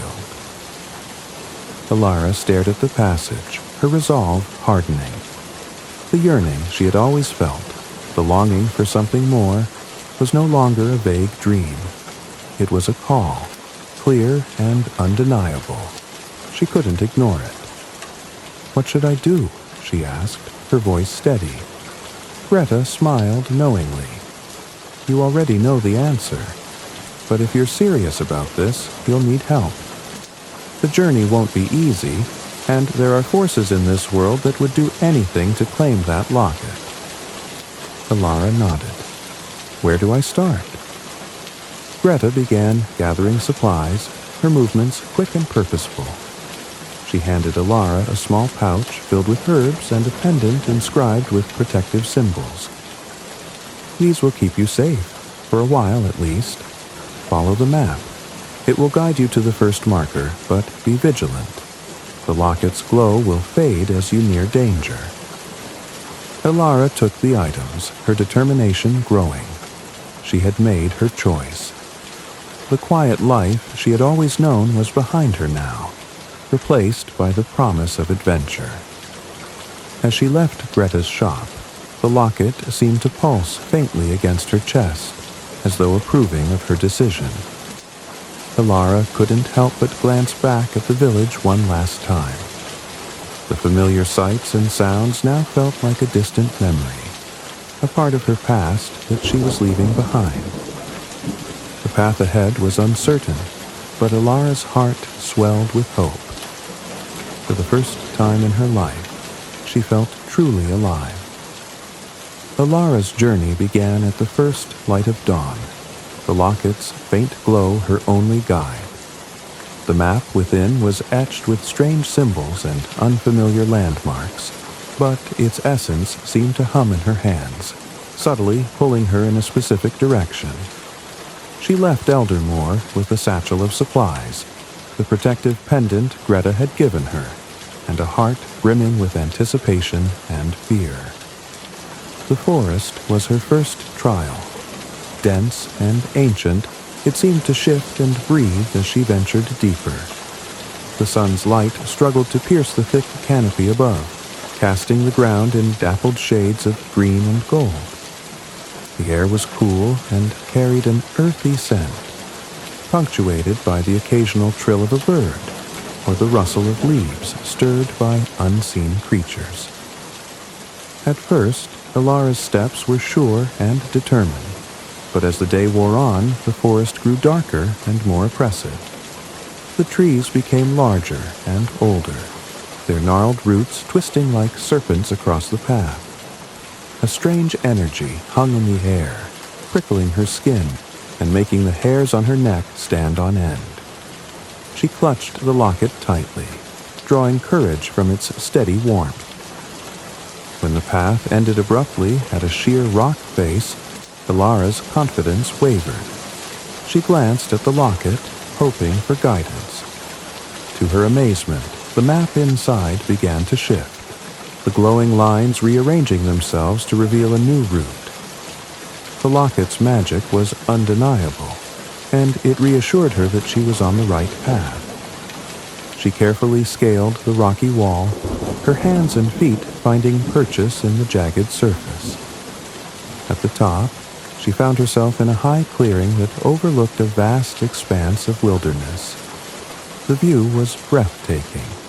A sea of treetops stretching to the horizon, with glimmers of rivers and distant mountains bathed in the golden light of the setting sun. But what captured her attention most was the faint shimmer in the air at the clearing's center. It was like a veil of liquid light, rippling and translucent. The locket pulsed against her chest, urging her forward. Alara stepped closer, her heart pounding. As she reached out to touch the shimmering barrier, the air around her seemed to vibrate, and a soft, melodic hum filled her ears. The moment her fingers brushed the veil, the world tilted, and she was pulled through. Alara stumbled forward, disoriented by the sudden shift. When she regained her balance, she found herself standing in a world unlike anything she had ever seen. The sky above was a canvas of colors that constantly shifted and blended. Pinks, purples, and deep blues swirled together like an eternal sunset. Strange, floating islands drifted lazily in the air, their surfaces covered in glowing flora. Trees with crystalline leaves sparkled in the otherworldly light, and rivers of liquid silver wound their way through lush meadows dotted with luminescent flowers. The air was warm and carried a faint, sweet fragrance that seemed to invigorate her senses. Alara took a tentative step forward, her boots sinking slightly into the soft, moss-like ground. The sounds of this place were just as mesmerizing as its sights. Gentle whispers of wind, the distant chime of bells, and the occasional call of an unfamiliar creature. She turned in awe, taking in every detail. This was a world of magic, a realm beyond the wildest dreams of Eldermore's storytellers. Her wonder was interrupted by a sudden rustling in the underbrush. Alara froze, her hand instinctively moving to the small dagger she carried at her hip. The bushes parted, and a small, winged figure emerged. It was no taller than her knee, with delicate, translucent wings that shimmered like a dragonfly's. Its face was humanoid but ethereal, with eyes that glowed softly like amber lanterns. "Well, well," the creature said in a lilting voice, crossing its tiny arms. "What's this? A human wandering into the gateway realm? Bold, if not entirely wise." Alara blinked, momentarily stunned. "You can talk?" The creature rolled its eyes. "Obviously. The real question is, what are you doing here? This isn't exactly a place for mortals." Alara hesitated, unsure how to explain. She decided to show the creature the locket, holding it out for it to see. The moment the locket caught the light, the creature's demeanor changed. Its eyes widened, and it hovered closer, inspecting the artifact with a mix of curiosity and reverence. "The locket of Althara," it murmured. "I thought it was lost ages ago." "You know what this is?" Alara asked eagerly. The creature nodded. "It's more than just a trinket. That locket is a key, a guide to the heart of this realm. If it's found you, then you must have a purpose here. My name is Leora, by the way." "And you are?" "Alara," she replied, relaxing slightly. "I don't really understand what's happening. I just followed the locket here." Leora tilted her head, studying Alara intently. "You're either very brave or very foolish. Perhaps both. But if the locket chose you, there's no turning back now. Come on, we need to move. This place is beautiful, but it's far from safe." Before Alara could respond, Leora darted off, her wings a blur. "Stay close," the fairy called over her shoulder. Alara followed Leora through the strange and wondrous landscape. As they traveled, Leora explained that the Gateway Realm was a place where magic flowed freely, but it was also a land of chaos and danger. Powerful beings known as the Eldritch had once ruled here, but their greed and ambition had fractured the realm, leaving behind pockets of corruption and shadow. They passed through a forest of glowing mushrooms taller than houses, their caps emitting a soft, bluish light. Strange creatures peeked out from behind the stalks, some curious, others clearly predatory. Leora warned Alara to avoid eye contact with the hunters, creatures with sleek, shadowy forms and piercing golden eyes. Further on, they reached a meadow where the ground was covered in flowers that seemed to sing. Their petals moved gently, releasing melodic hums that formed a hauntingly beautiful harmony. Alara paused to marvel at them, but Leora pulled her along. "Don't linger too long," the fairy cautioned. "The beauty here often hides danger. These flowers can lull you into an eternal sleep if you're not careful." The locket guided them steadily, its glow intensifying as they moved closer to an unseen destination. Eventually, they reached the edge of a vast lake. The water was perfectly still, its surface reflecting the sky like a mirror. In the center of the lake was an island shrouded in mist, and at its heart, a towering spire of crystal rose into the sky. "That's the first marker," Leora said, pointing to the spire. "The Crystal Tower. It's where your journey truly begins." Alara felt a mix of awe and apprehension. The tower seemed to pulse with energy, its light resonating with the locket. She had no idea what awaited her inside, but she knew there was no turning back. "How do we get there?" she asked. Leora grinned mischievously. "That's the fun part. Hold on to your locket and don't let go." Before Alara could ask what she meant, Leora darted forward and touched the water's surface with a single finger. The lake rippled, and the ground beneath Alara's feet began to shift. A glowing path formed, spiraling toward the island like a bridge made of light. Alara stepped onto the path, her heart racing. The light beneath her feet was warm and solid, yet it felt as though she was walking on air. Leora flew alongside her, offering encouragement as they made their way across the lake. As they neared the island, the mist parted, revealing the base of the Crystal Tower. Its surface was smooth and reflective, etched with the same swirling patterns as the locket. The air around it hummed with energy, and Alara could feel its pull deep in her chest. "This is it," Leora said softly. "Your adventure has truly begun." Alara reached out to touch the tower, and as her fingers made contact, a surge of light enveloped her. She felt the world shift again, the familiar sensation of being pulled somewhere unknown. When the light faded, she stood in a grand hall filled with more wonders than she could have imagined. She was no longer a simple villager. She was a traveler in a world of magic, destined to uncover its secrets. The grand hall inside the Crystal Tower was a marvel beyond Alara's wildest imaginings.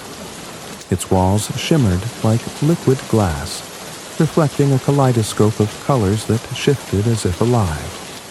Columns of glowing crystal stretched to a vaulted ceiling, where constellations danced in an eternal celestial display. At the center of the hall stood a pedestal, and atop it rested a small orb radiating a gentle blue light. Leora hovered beside Alara, her wings casting shimmering patterns on the floor. "This is the heart of the Gateway Realm," she whispered. "It's connected to the locket. and threw it to you. But don't be fooled. This is just the beginning of your trials. Alara hesitated, feeling the weight of Leora's words. She approached the pedestal cautiously, the locket pulsing faintly against her chest as if in encouragement. As she reached for the orb, a deep, resonant voice filled the hall, echoing from everywhere and nowhere at once. Seeker of the locket, you have entered the gateway realm. To claim its secrets, you must prove your worth. Courage, wisdom, and heart will be your guide. Beware, failure comes with a cost. Alara's hand froze, her pulse quickening. She looked at Leora, who nodded solemnly. There's no turning back now, the fairy said. Touch the orb and let the trials begin. Taking a deep breath, Alara placed her hand on the orb. A surge of energy coursed through her, and the world around her dissolved into light. Alara found herself standing in a dense forest, the trees gnarled and ancient, their bark covered in glowing runes.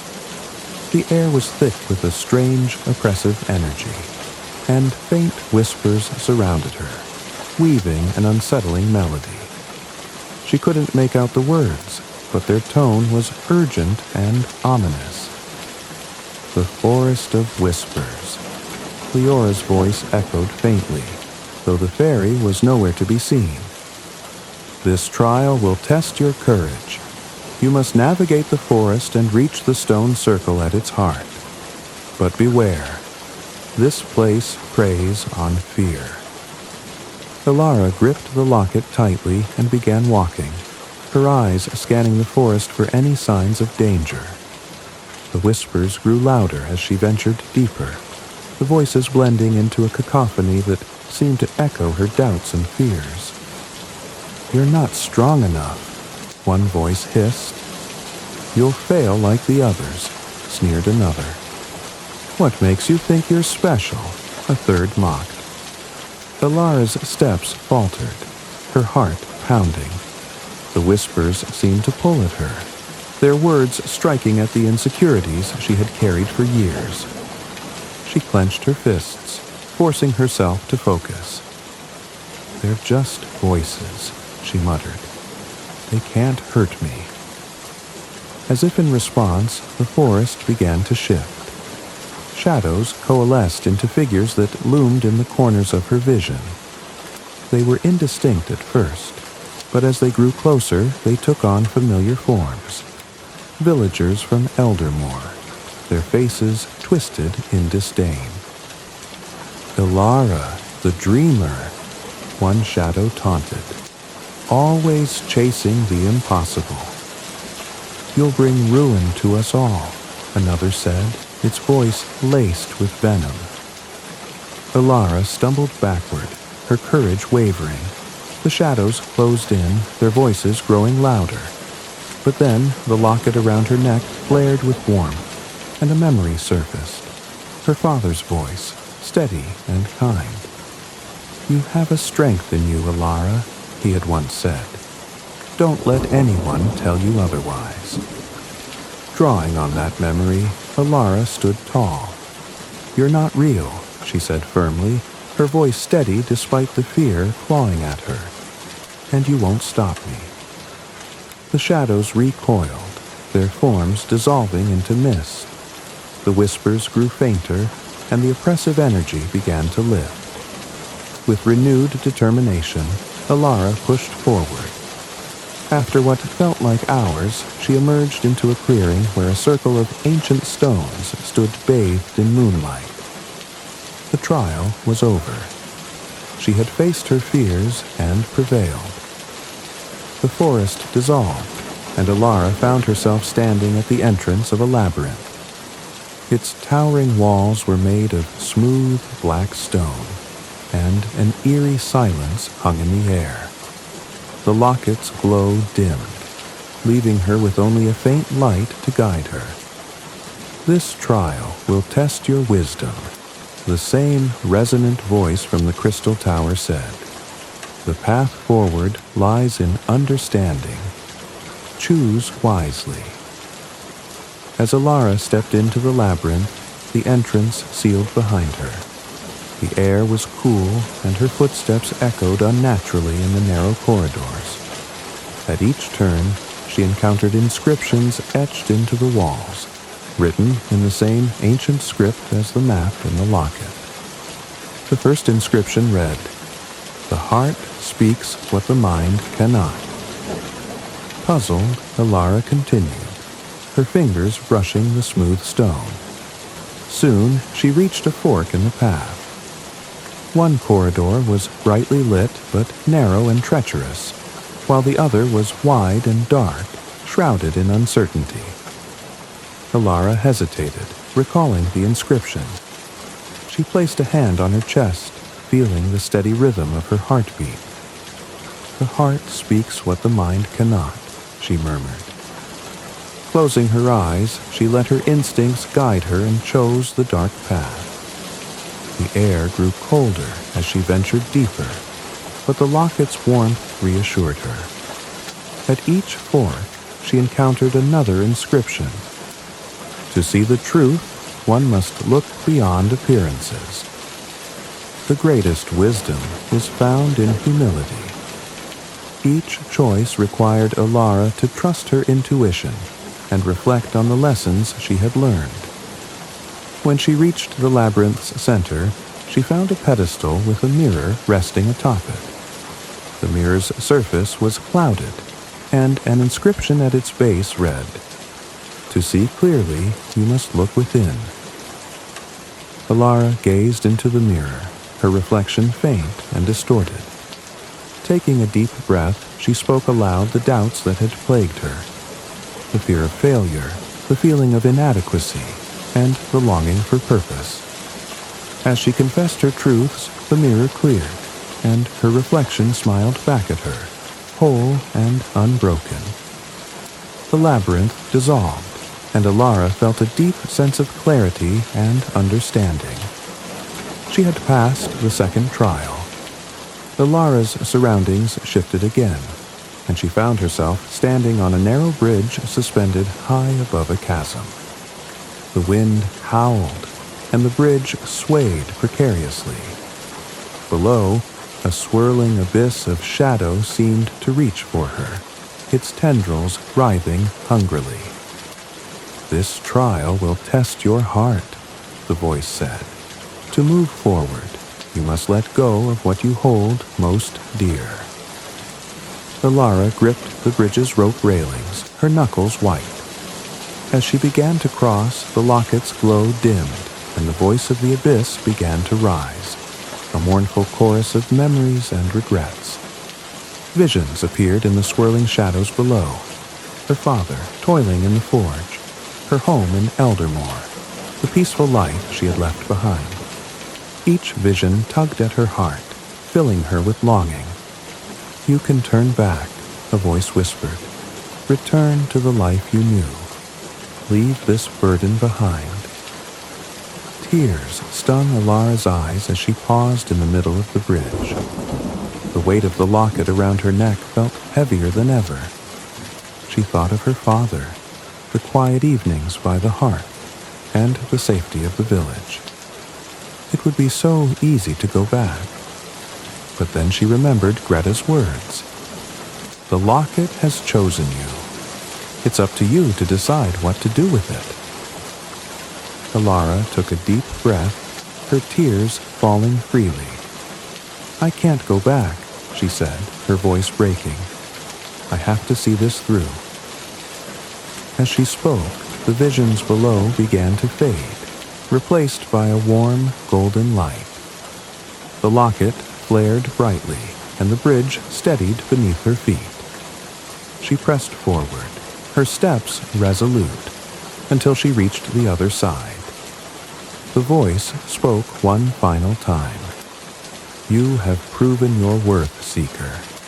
Courage, wisdom, and heart have guided you. The path is now open."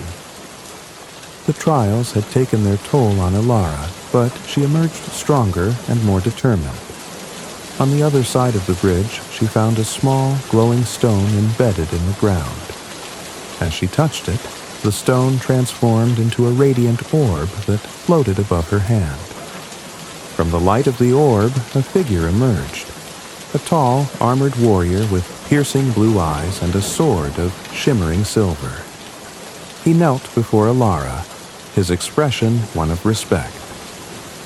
"I am Kale," he said, "guardian of the Gateway Realm. You have passed the trials and proven yourself worthy. I am here to serve as your guide and protector." Alara nodded, her exhaustion giving way to a spark of hope. With Kale and Leora by her side, she felt ready to face whatever challenges lay ahead. The locket's glow intensified, and a new path appeared before them, leading into the unknown. The path beyond the trials led Alara, Leora, and Kale to a barren, foreboding landscape unlike any they had encountered before. The air was heavy, laced with the acrid tang of sulfur, and the ground beneath their feet was cracked and blackened, as if scorched by a fire that had never cooled. The sky above was an oppressive shade of gray, veined with streaks of crimson lightning that illuminated the distant silhouette of a towering fortress. "There it is," Kyle said grimly, his hand resting on the hilt of his sword. "The Shadow Spire. That's where Malgareth dwells." Malgareth. The name alone sent a shiver through Alara's spine. She had heard fragments of his story from Leora during their journey, a sorcerer consumed by his lust for power, who had once ruled the Gateway Realm with an iron fist. Banished long ago by the Eldritch, he had been thought defeated, but whispers of his return had grown stronger in recent years. It was now clear that the locket had drawn her here to stop him. "Is he as powerful as they say?" Alara asked, her voice steady despite the fear curling in her chest. Kyle nodded, his expression somber. "He's more than powerful. He's cunning. He feeds on fear and doubt, using them to weaken his enemies. We must be vigilant." Leora flitted closer to Alara, her wings shimmering faintly in the dim light. "Don't let him into your head," she warned. "He'll twist your thoughts, make you question yourself. Stay strong, Alara. You've come this far for a reason." Alara tightened her grip on the locket, drawing strength from its warmth. "Let's finish this," she said, determination hardening her resolve. The journey to the Shadow Spire was treacherous. The landscape became more hostile with every step, the ground littered with jagged obsidian shards that seemed to bite at their feet. Rivers of molten lava crisscrossed the terrain, their glow casting an eerie red light that made the shadows seem alive. As they neared the fortress, the air grew colder, an unnatural chill that seeped into Alara's bones. The massive gates of the Shadow Spire loomed ahead, their surface carved with grotesque faces frozen in expressions of agony. The gates creaked open as they approached, as if the fortress itself welcomed them. Inside, the walls were lined with dark, pulsing veins that seemed to pulse faintly, as though the fortress were alive. The air was thick with a sense of foreboding, and the faint sound of whispering voices echoed through the halls, their words unintelligible but unnerving. "This place feels wrong," Alara murmured, her voice barely above a whisper. Kyle nodded. "It's steeped in Malgareth's magic. Stay close and keep your guard up." As they ventured deeper into the fortress, they entered a vast chamber lit by an unnatural green glow. At its center was a raised dais, upon which stood a figure cloaked in shadow. Malgareth. He was taller than Alara had imagined, his form shrouded in a swirling black robe that seemed to absorb the light around him. His face was pale and angular, with eyes that burned like molten gold. In his hand, he held a staff crowned with a jagged crystal that pulsed with dark energy. "Ah," Malgareth said, his voice a silken drawl that echoed through the chamber. "The seeker of the locket. I've been expecting you." Elara felt an icy hand close around her heart as Malgareth's gaze settled on her. His presence was suffocating, as though the very air bent to his will. She gripped the locket tightly, drawing strength from its warmth. "You've come a long way," Malgareth continued, descending from the dais with an eerie grace. "And for what? To challenge me? To save a realm that has already fallen into ruin?" "The Gateway realm isn't yours to destroy," Kyle said, stepping forward with his sword drawn. His voice was steady, but Elara could sense the tension in his stance. Malgareth chuckled, a low, sinister sound. "Such bravado. But tell me, Seeker, do you truly believe you can succeed where so many before you have failed?" Elara swallowed hard, refusing to let her fear show. "I didn't come here to fail," she said, her voice firmer than she felt.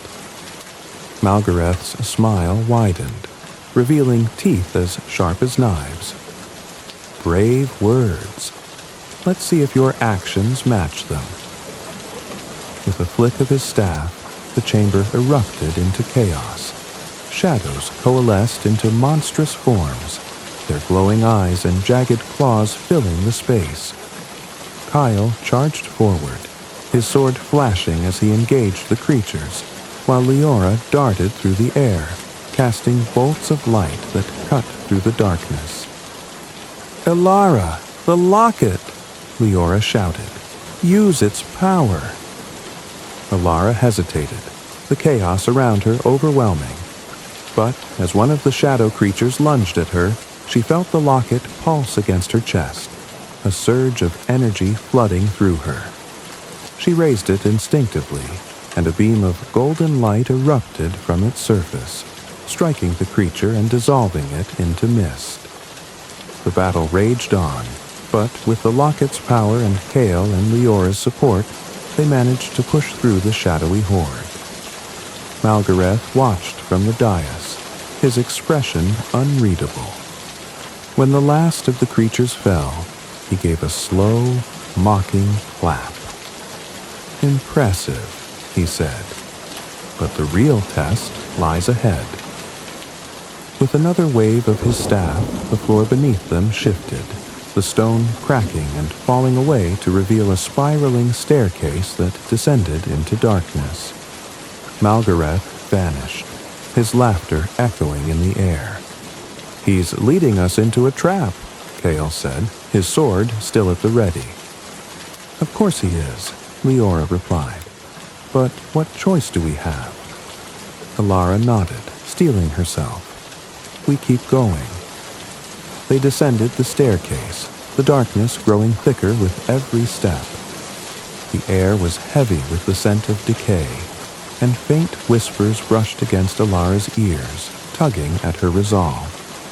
She gripped the locket tightly, its steady warmth keeping her grounded.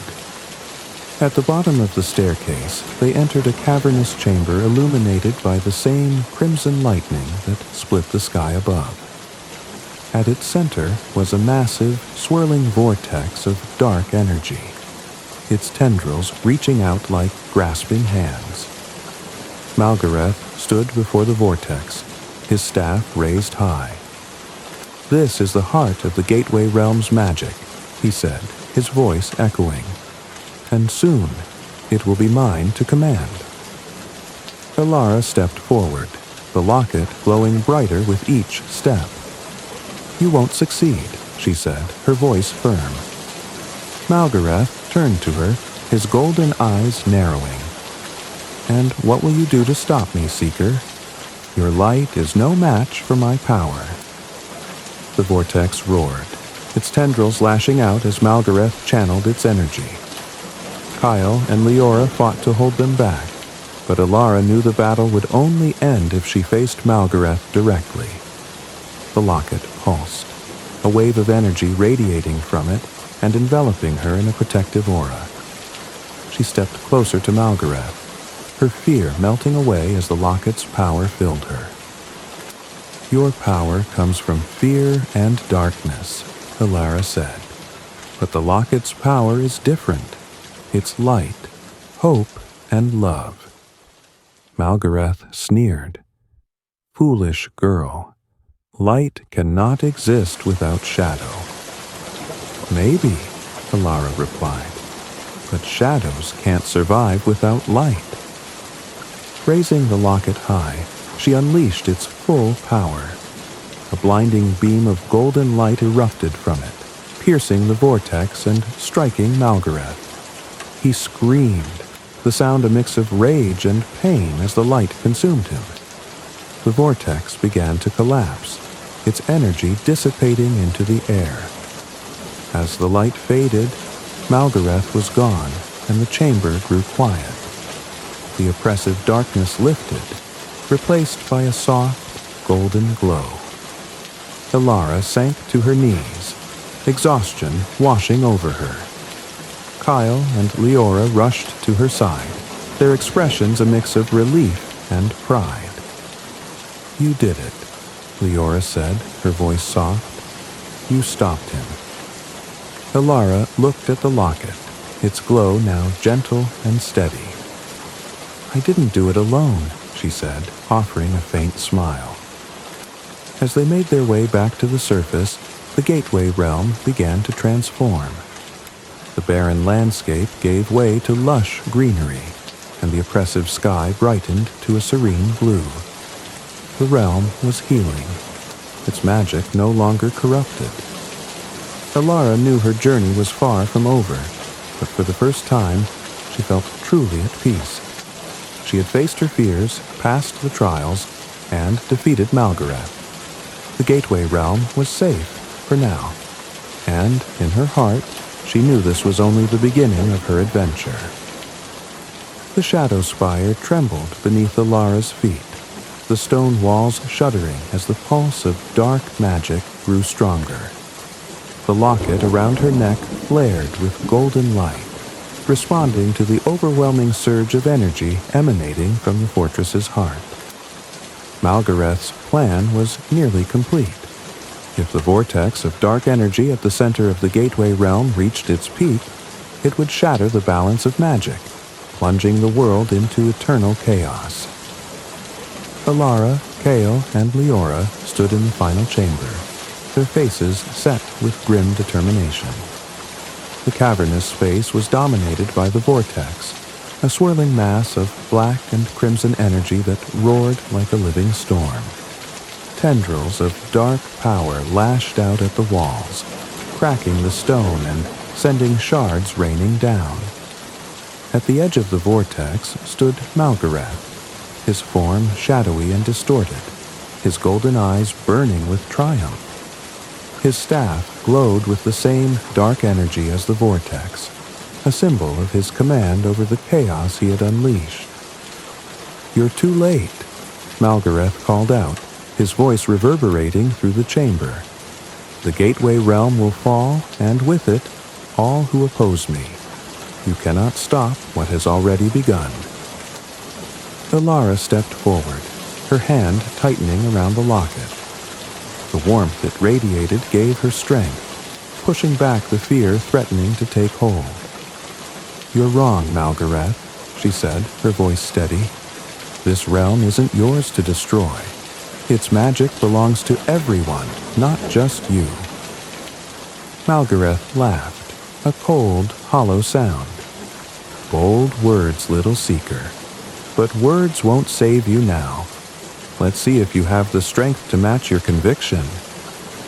With a sweep of his staff, Malgareth unleashed a wave of dark energy that surged toward them like a tidal wave. Kyle stepped forward, his sword glowing with a silvery light as he raised it to meet the attack. The energy collided with his blade, sending a shockwave through the chamber that forced Alara and Leora to shield their faces. Kyle gritted his teeth, his boots skidding on the stone floor as he struggled to hold back the force of the attack. "Ilara!" he shouted. "You have to stop the vortex. We'll hold him off." Alara nodded, her heart pounding as she turned to Leora. The fairy hovered beside her wings shimmering despite the oppressive darkness. "We need to get to the base of the vortex," Alara said. "The locket. It's the key. If I can use its power, I might be able to stabilize the magic." Leora hesitated, glancing at Kyle as he fought to repel Malgareth's onslaught. "It's dangerous," she said. "The closer you get to the vortex, the more it will try to consume you. Are you sure you can handle it?" Alara met her gaze, determination burning in her green eyes. "I don't have a choice. This is what I came here to do." Leora nodded, her expression softening. "Then, let's make it count." Together, they moved toward the vortex, weaving through the chaos as tendrils of dark energy lashed out around them. Each step was a battle. Alara could feel the pull of the vortex, an overwhelming force that seemed to claw at her very soul. The locket grew hotter against her chest, its golden light pushing back the darkness with every pulse. Meanwhile, Kyle faced Malgareth head-on, his sword clashing with the sorcerer's staff in a flurry of sparks and magic. Malgareth's movements were fluid and calculated, his strikes laced with the raw power of the vortex. But Kale fought with unwavering resolve, his blade glowing brighter with each swing. "You think you can stop me, Guardian?" Malgareth sneered, his voice dripping with disdain. "You're nothing but a relic of a broken order." Kyle smirked, deflecting a strike with ease. "Maybe, but a relic still has its uses." He drove forward, forcing Malgareth to retreat toward the edge of the vortex. The sorcerer snarled, raising his staff to summon another wave of dark energy. But Kyle was ready, his sword cutting through the magic like a blade through water. "You can't protect her forever," Malgareth hissed. "The Seeker will fall, and so will you." Alara and Leora reached the base of the vortex, the sheer force of its energy threatening to knock them off their feet. The air was thick with the scent of ozone, and the roar of the swirling magic was deafening. Alara could feel the locket's pull growing stronger, its light now almost blinding. "What do we do now?" Leora shouted over the noise. Alara held up the locket, its golden glow flickering like a heartbeat. "I think it needs to connect with the vortex," she said, "but I don't know how."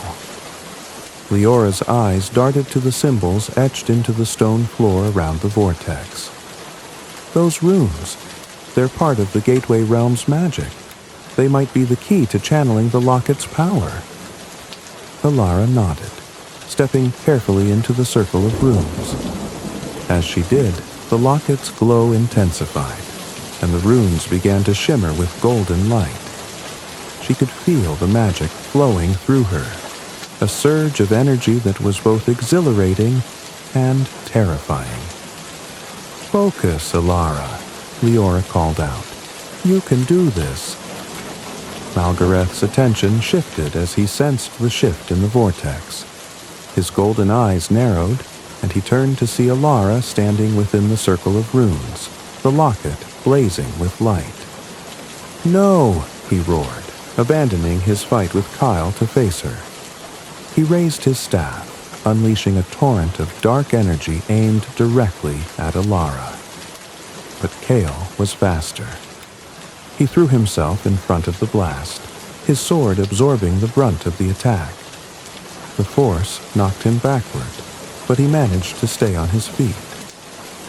"You're not getting to her," Kyle growled, his voice filled with defiance. Malgareth snarled, raising his staff for another strike, but Leora darted forward, her small form glowing with radiant light. She flitted around the sorcerer, her bolts of energy striking him in rapid succession. Though they didn't harm him, they served as a distraction, buying Alara precious time. Alara closed her eyes, focusing on the locket's warmth and the magic flowing through her. She could feel the essence of the gateway realm, the balance of light and dark, the pulse of life that connected everything. The locket wasn't just a key, it was a conduit, a bridge between the two forces.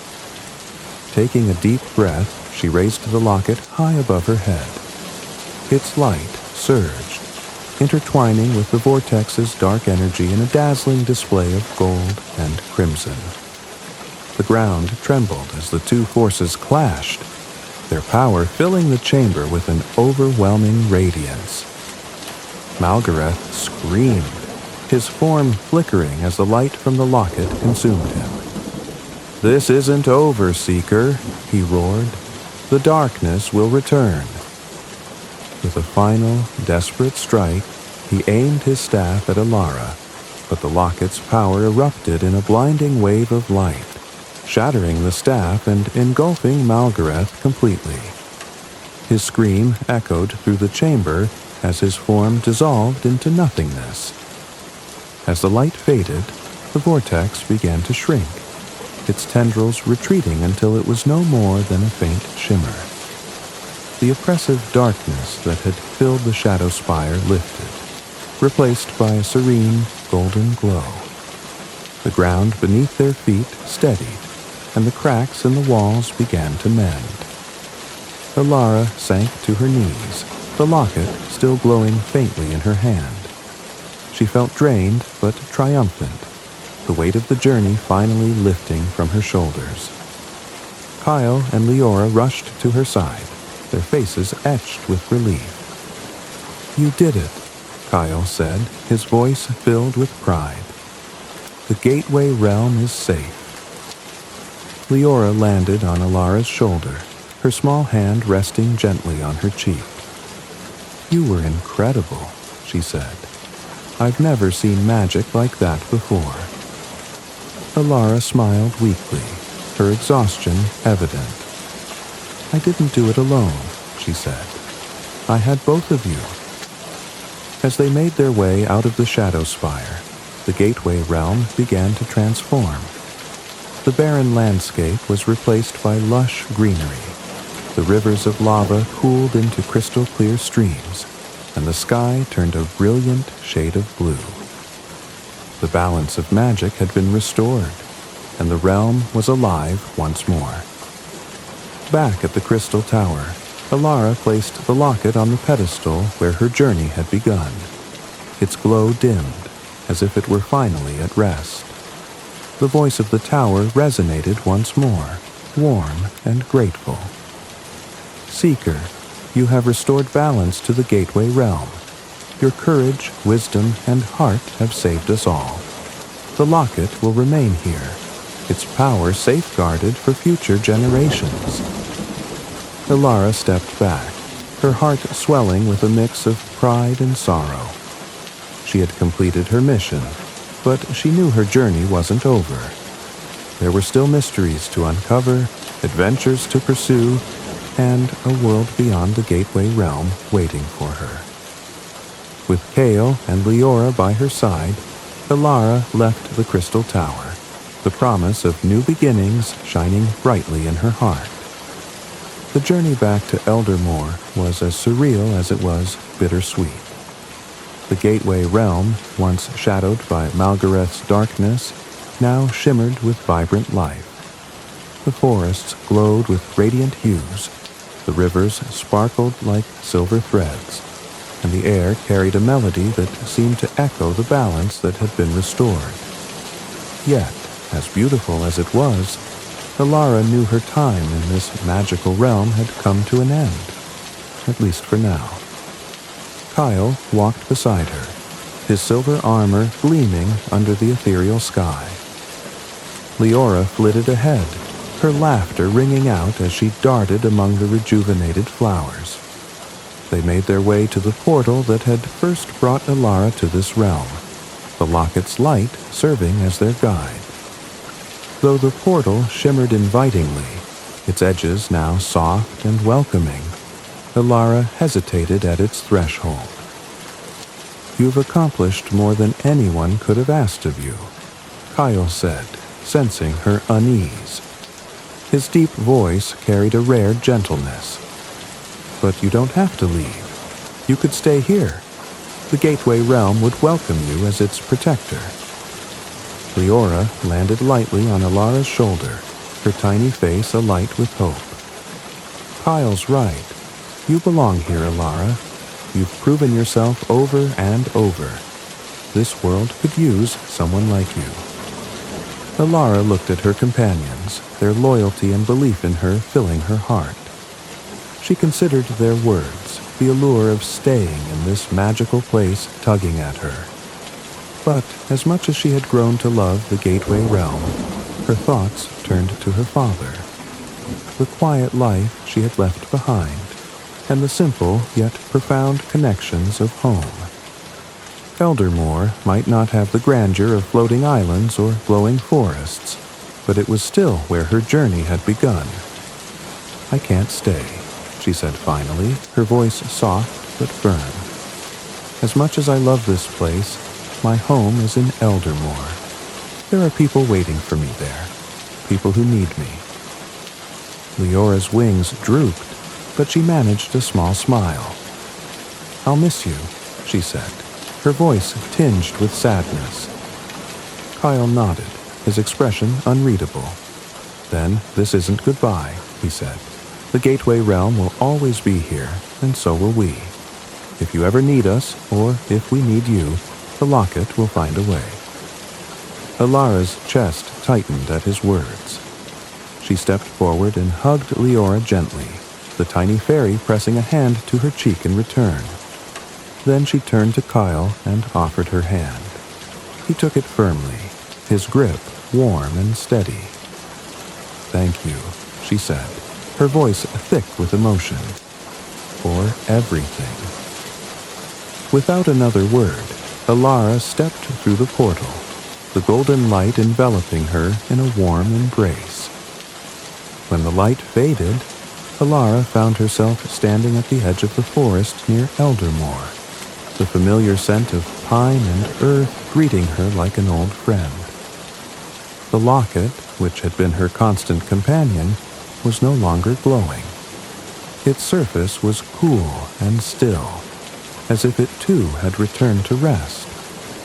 The village looked exactly as she had left it, yet everything felt different. The cobblestone streets, the colorful cottages, and the bustling market seemed smaller now, almost quaint.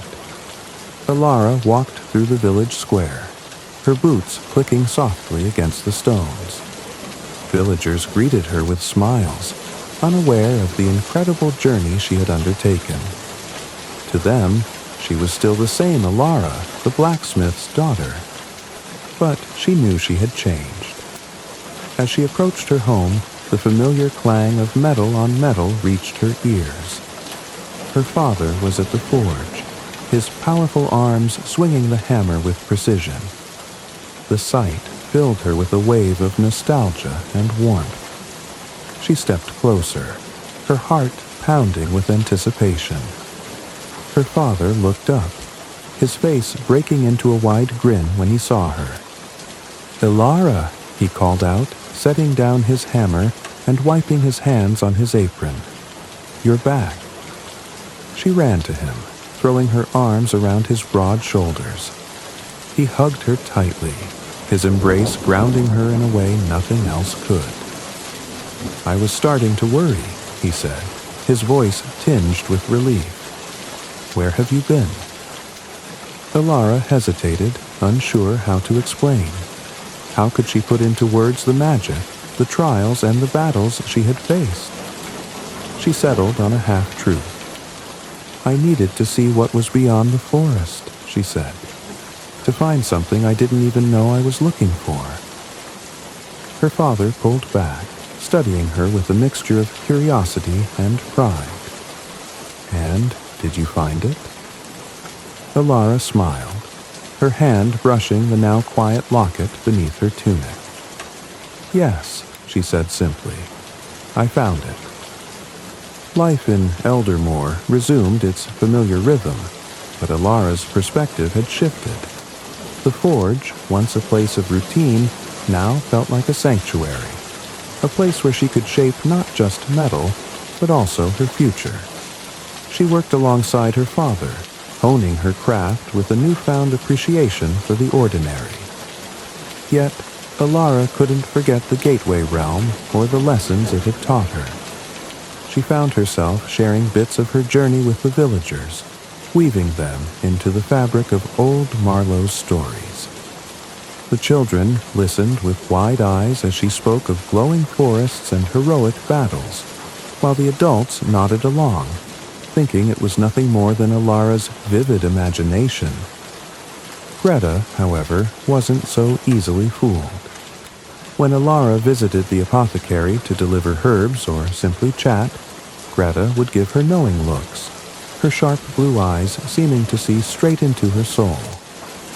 "You've changed, child," Greta said one afternoon, her tone gentle. "The world outside these hills has touched you. Don't lose that spark. It's rare and precious." Alara nodded, her heart swelling with gratitude. "I won't," she promised. Though the locket no longer glowed, Alara kept it close, wearing it beneath her tunic as a reminder of all she had endured. Sometimes, in the quiet moments of the night, she thought she could feel it pulse faintly, as if whispering to her of far-off places and untold adventures. One evening, as she sat by the fire, her father spoke up. "You seem different," he said, his tone thoughtful. "Like you've seen things most people can't even imagine." Alara looked at him, her heart aching with the weight of all she wanted to say. "I have," she admitted. "And it's made me realize how much there is out there, beyond what we know. But no matter how far I go, this will always be my home." Her father smiled, pride shining in his eyes. "That's all I could ever hope for." Though Alara had returned to Eldermoor, she knew her story wasn't over. The Gateway Realm had left its mark on her, and she felt its pull even in the quiet moments of village life.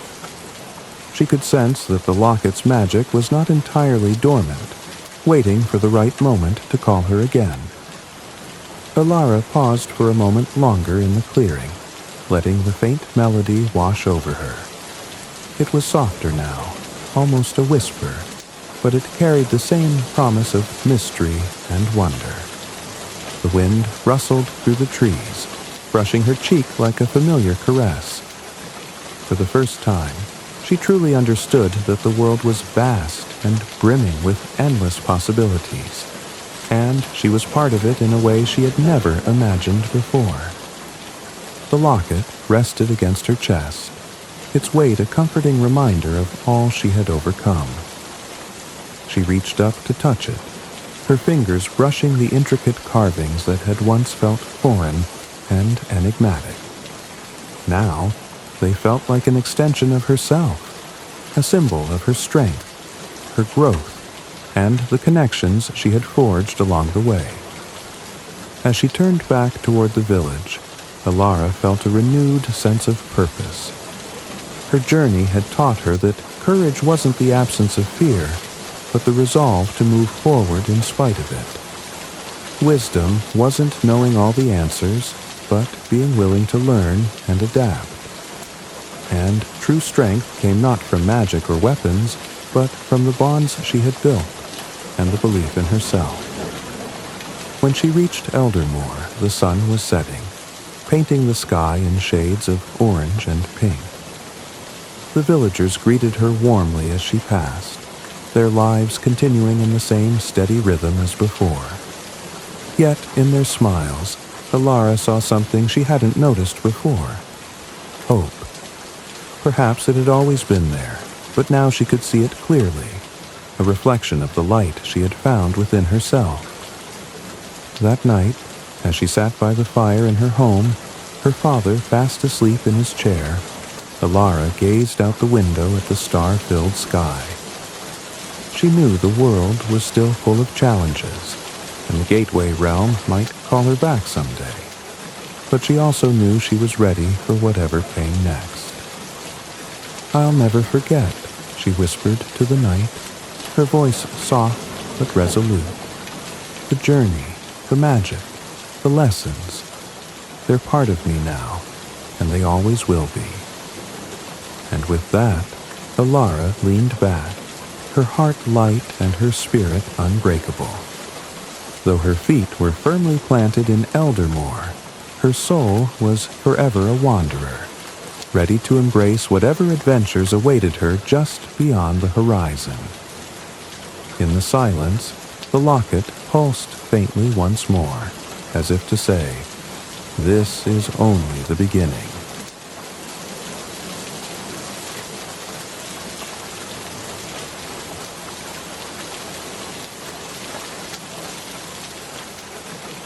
The night was quiet on the cobblestone streets of London, where the Darling family resided in a modest yet cozy home on Bloomsbury Street. The nursery, a charming room tucked under the eaves of the house, was where 3 young siblings spent their nights dreaming of adventure. Wendy, the eldest, was a girl on the cusp of young adulthood, her head full of fantastical tales she often wove for her brothers, John and Michael. The 2 boys, a pair of bright-eyed and boundlessly curious children, adored Wendy's stories of pirates, fairies, and the mysterious boy who could fly. Little did they know that these tales were more than mere flights of imagination. They were echoes of a world that would soon change their lives forever. Mr. and Mrs. Darling were loving but practical parents. Mr. Darling, a meticulous man with a strong sense of propriety, was determined to climb the social ladder and provide the best for his family. His wife, gentle and nurturing, often served as the anchor that balanced her husband's ambitions. Together, they created a household filled with structure and warmth. Yet, as grounded as their lives seemed, an air of magic always lingered in the nursery, thanks to Wendy's vivid imagination. Wendy's stories often centered around Peter Pan, a boy who lived in a magical place called Neverland. According to Wendy, Peter Pan was a mischievous, fearless boy who never grew up and spent his days battling the fearsome Captain Hook, befriending fairies, and leading the lost boys. These tales captured the essence of childhood wonder, a realm where anything was possible, and adventure awaited at every turn. John and Michael would hang on every word, their eyes wide with excitement as Wendy brought her characters to life. But Peter Pan was more than just a figment of Wendy's imagination. Unknown to Mr. and Mrs. Darling, Peter often visited the nursery. He would sit on the windowsill, listening to Wendy's stories and marveling at her ability to recount the events of his own life with such accuracy. Accompanied by his tiny, feisty companion, Tinker Bell, Peter's visits went unnoticed by everyone except the family dog, Nana, who often barked at the window late into the night. The Darling parents dismissed this as the dog's overactive instincts, unaware of the magic unfolding right under their noses. Nana, a loyal and clever Newfoundland, served not only as a pet, but also as the children's nursemaid. She had a peculiar way of organizing the nursery, placing the boys' wooden swords and shields neatly in one corner and ensuring that Wendy's books were stacked just so. Despite her diligence, Nana could not shake the feeling that something unusual was afoot. She would often sit by the window, her eyes scanning the night sky as though expecting something extraordinary to appear. One particular evening, as the children prepared for bed, the air in the nursery felt different. Wendy had just finished telling a particularly thrilling tale of Peter Pan's latest duel with Captain Hook, and the boys were still buzzing with excitement. Mr. Darling, frustrated with the chaos, sternly reminded them that such nonsense would only distract them from becoming respectable adults. Mrs. Darling, however, couldn't help but smile as she tucked the children in, her heart warmed by their innocence and joy. As the lights dimmed and the children drifted off to sleep, Mrs. Darling lingered in the nursery, gazing at their peaceful faces. She thought she saw a flicker of movement near the window, but dismissed it as her imagination. If only she had looked closer, she might have seen a small, mischievous figure silhouetted against the moonlight, poised to bring the extraordinary into their ordinary lives. The stage was set. The Darling children, with their hearts full of wonder and a yearning for adventure, were about to embark on a journey that would forever blur the lines between reality and fantasy. Little did they know that their dreams of Peter Pan and Neverland were about to leap from the realm of stories into the dazzling, impossible reality beyond their nursery window. It was a particularly still night when Peter Pan decided to make his next visit to the Darling nursery. The moon hung high, casting a silvery glow over the city, and a gentle breeze swayed the curtains at the nursery window. Inside, the room was quiet, save for the rhythmic breathing of the sleeping children. Nana lay curled up by the door, her ears twitching occasionally, as though sensing something out of the ordinary. Suddenly, the faintest chime of tiny bells echoed through the room, a sound so delicate it might have been mistaken for the wind. But it was no ordinary sound. It was the arrival of Tinker Bell, her light flickering like a restless firefly as she zipped into the nursery. She darted around the room, her wings humming softly, inspecting every corner before signaling to the window. Moments later, Peter Pan appeared, slipping through the window with the ease of someone who belonged there. His tousled hair gleamed in the moonlight, and a mischievous grin played on his lips.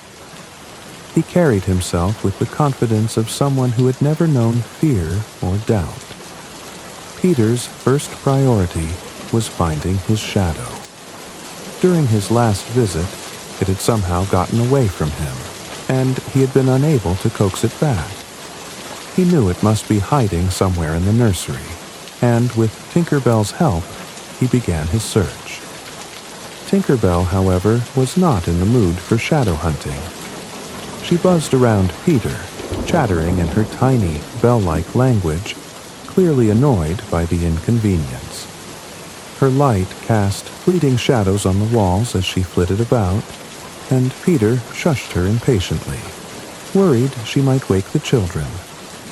Eventually, Peter's eyes fell on a drawer in the corner of the room, slightly ajar. A triumphant smile spread across his face as he crept over and pulled it open. There it was, his wayward shadow, crumpled and sulking among Wendy's neatly folded nightgowns. With great care, Peter tried to reattach it to himself, but the shadow proved uncooperative. It wriggled and squirmed like a living thing, slipping out of his grasp each time he thought he had secured it. Frustrated, Peter sat down on the floor, clutching the shadow as though it might make a run for it. The commotion stirred Wendy from her sleep. At first, she thought she was dreaming. The sight of a boy sitting on her nursery floor wrestling with what appeared to be his own shadow was so absurd it could only belong in one of her stories. But as her eyes adjusted to the dim light, she realized this was no dream. She gasped softly, sitting up in bed. "Who are you?" she whispered. Peter looked up, startled but not alarmed. His grin returned and he puffed out his chest proudly. "I'm Peter Pan," he said, as though the name alone explained everything. Wendy's eyes widened. Peter Pan? From Neverland? The very same, Peter replied, clearly pleased that his reputation had preceded him. And who are you? I'm Wendy Darling, she said, still trying to process what was happening. What are you doing here? Peter held up the shadow, which was now behaving itself for the moment. I came to get this, he explained. It got away from me last time I was here. Wendy blinked, her curiosity overcoming her surprise. Would you like some help? Peter hesitated for a moment before nodding. Wendy climbed out of bed and retrieved her sewing kit from a small box on the dresser. As she knelt beside Peter, she couldn't help but marvel at how real he was. He wasn't just a figment of her imagination.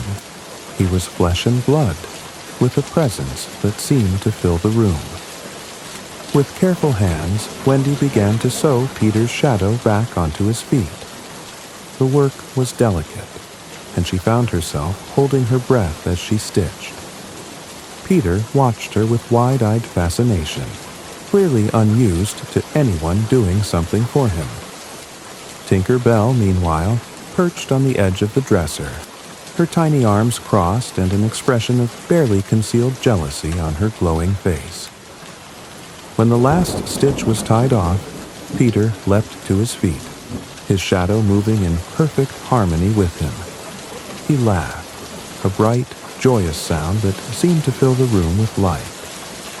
It's perfect, he declared, spinning around to admire Wendy's handiwork. Thank you, Wendy. Before she could respond, John and Michael stirred in their beds, awakened by the commotion. Their eyes snapped open, and they stared in disbelief at the strange boy standing in their nursery. Who are you? John demanded, his voice a mix of sleepiness and suspicion. I'm Peter Pan, Peter said again, striking a dramatic pose. And I've come to take you all to Neverland. The moon hung low over London as the darling children clung tightly to Peter Pan, their hands grasping his and Tinker Bell's trail of golden pixie dust lighting up the night sky. Their adventure to Neverland had begun. The streets below grew smaller and smaller as they rose higher, the city transforming into a patchwork of glimmering lights and winding roads. It was a breathtaking sight, but for Wendy, John, and Michael, it was only the beginning of a world far beyond their wildest dreams. Peter, flying effortlessly, looked back at the children with a grin. Keep your thoughts happy, he called, his voice carrying over the rush of wind. That's how you stay afloat. Wendy, her heart racing with excitement and trepidation, focused on the stories she had told so many times. Pirates, mermaids, and adventures filled her mind, lifting her higher as her feet dangled in the open air. John, ever the curious one, tried to calculate how fast they were traveling, though the thrill of flying made his calculations waver. Michael, clutching his teddy bear tightly, giggled uncontrollably, his little legs kicking as if to propel himself faster. Tinker Bell darted around them like a tiny comet, her light flickering as she added bursts of pixie dust to ensure their flight remained steady. Though her glow was enchanting, her demeanor was less so. She chattered in her bell-like language, her tone making it clear she found the darling children an unnecessary addition to the journey. Peter paid her no mind, his focus on leading the group toward the second star to the right. As they soared higher, the noise of the city faded into silence, replaced by the sound of the wind and the occasional exclamation of awe from the children. Stars surrounded them, so close it felt as though they could reach out and touch them. Wendy's eyes widened as she noticed constellations she had only read about in books. Here, among the stars, they seemed alive, sparkling with a life of their own. "Peter, how much further?" Wendy called, her voice carrying a mix of anticipation and nervousness. Peter twisted mid-air, flying backward effortlessly as he grinned at her. "Not far now. Just keep looking at the star, the second one to the right. That's our guide." The journey continued, and soon the air grew warmer, a hint of salt carried on the breeze. The stars seemed to part, revealing a horizon unlike anything the children had ever seen.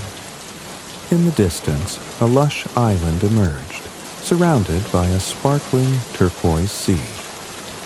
Mountains rose majestically at its center, and waterfalls cascaded down into dense emerald forests. The sandy beaches glowed under the moonlight, and the gentle sound of waves reached their ears as they drew closer.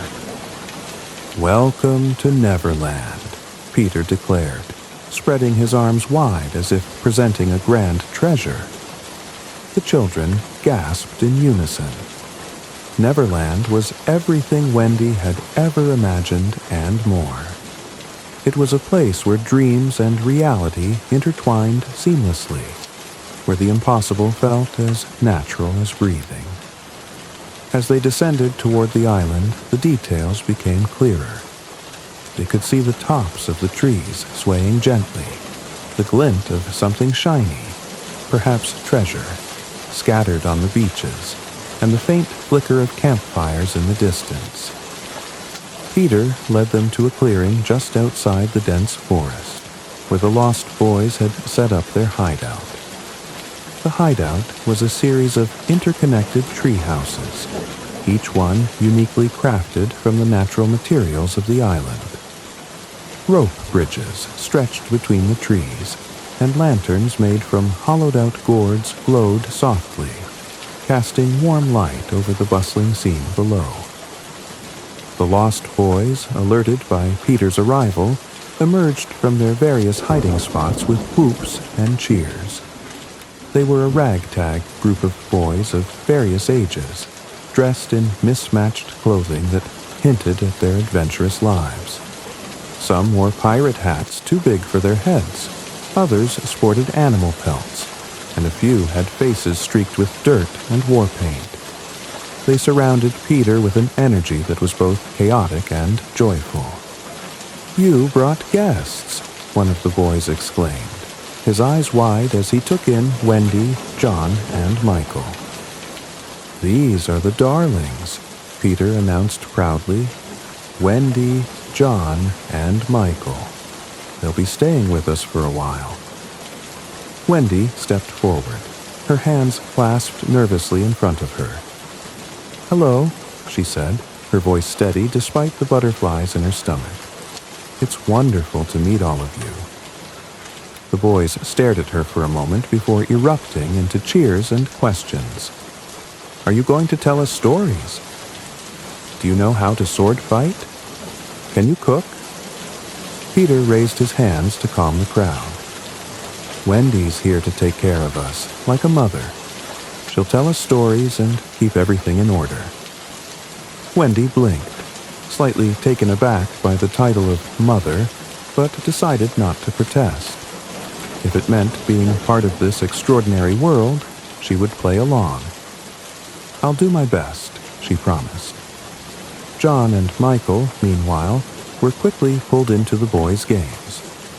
John found himself engaged in a mock sword fight with a boy named Slightly, who wielded a wooden saber with surprising skill. Michael, clutching his teddy bear, was shown the treehouse where he would sleep, complete with a hammock and a pile of soft blankets. As the excitement settled, Peter took Wendy aside, his expression serious for the first time since they had arrived. "There's something you should know about Neverland," he said. "It's not just fun and games. There are dangers here, too." Wendy frowned, her curiosity piqued. "What kind of dangers?" "Pirates," Peter replied, his eyes narrowing. "Led by Captain Hook. He's always looking for a way to get to me and the Lost Boys. And there's more. Mermaids, fairies, and even the island itself can be tricky. But don't worry. As long as you stick with me, you'll be safe." Wendy nodded, her resolve firm. "We'll be careful." Peter's grin returned. "Good. Now come on. Let me show you the rest of the island." The rest of the night was a whirlwind of exploration. Peter led the darlings through the forest, showing them the hidden lagoon where mermaids gathered under the moonlight, their laughter echoing off the water. He pointed out the pirate ship anchored off the coast, its dark silhouette a reminder of the ever-present threat of Hook. They visited a grove of trees that glowed with bioluminescent light, the air around them humming with a strange, magical energy. By the time they returned to the hideout, the children were exhausted but exhilarated. Wendy tucked Michael into his hammock and watched as John fell asleep mid-sentence, his wooden sword still clutched in his hand. She sat by the fire with Peter, who gazed out at the stars with a faraway look in his eyes. "What are you thinking about?" Wendy asked softly. Peter shrugged. "Just about tomorrow. There's always something new in Neverland. That's what makes it so great." Wendy smiled, her heart full of wonder. She didn't know what tomorrow would bring, but she knew one thing for certain. Life would never be the same again. The dense jungle of Neverland buzzed with life as Peter Pan and the darling children landed softly in a small clearing surrounded by towering trees. The moon cast dappled shadows through the leaves, creating an otherworldly glow. Wendy, John, and Michael looked around in awe, their senses overwhelmed by the vibrant sights, sounds, and smells of this magical island. Every inch of Neverland seemed alive, from the chirping of strange, colorful birds to the faint rustle of leaves that hinted at unseen creatures watching them. "We're here," Peter announced with a flourish, gesturing to the sprawling hideout nestled among the trees. It was a masterpiece of ingenuity and whimsy, a series of interconnected tree houses suspended high above the ground. Each structure was built from wood, leaves, and other natural materials, blending seamlessly with the forest. Rope bridges swayed gently between the trees, illuminated by lanterns carved from hollowed-out gourds, their light casting a warm, inviting glow. Tinker Bell darted ahead, her glow lighting the way as she tinkled impatiently. Her small, bell-like voice was unintelligible to the children, but her tone made her annoyance clear. She disappeared into one of the tree houses, leaving a trail of pixie dust behind her. "Welcome to the Lost Boys' hideout," Peter declared proudly. "This is where we live, play, and plan our adventures." As if on cue, the Lost Boys emerged from their various nooks and crannies, their whoops and cheers echoing through the trees. They were a wild, ragtag group of boys, each with their own unique look. One wore a hat made from a fox's head, its tail draped over his shoulder. Another sported a vest patched together from colorful scraps of fabric. A third boy, slightly older and taller than the rest, wielded a wooden sword that he twirled skillfully in his hand. "Peter's back," one of them shouted, prompting a wave of excited chatter as they gathered around their leader. "And he brought guests." Peter held up his hands to quiet the crowd. "These are the darlings," he announced. "Wendy, John, and Michael. They're going to stay with us for a while." The boys turned their attention to the newcomers, their eyes wide with curiosity. Wendy stepped forward, her hands clasped nervously. "Hello," she said with a warm smile. "It's lovely to meet you all." The Lost Boys stared at her in silence for a moment before erupting into a cacophony of questions. "Can you tell us stories? Are you going to be our new mother?" Do you know how to fight pirates?" Peter raised his hands again, his grin widening. "Wendy's here to tell us stories and take care of us, just like a mother would. She'll make sure we're fed, happy, and ready for all our adventures." Wendy blinked in surprise but quickly recovered. If playing the role of a mother meant being part of this magical world, she was more than willing to embrace it. "I'll do my best," she promised. John and Michael were quickly swept up in the excitement. John found himself drawn into a game of mock sword fighting, sparring with Slightly, the boy with the wooden sword.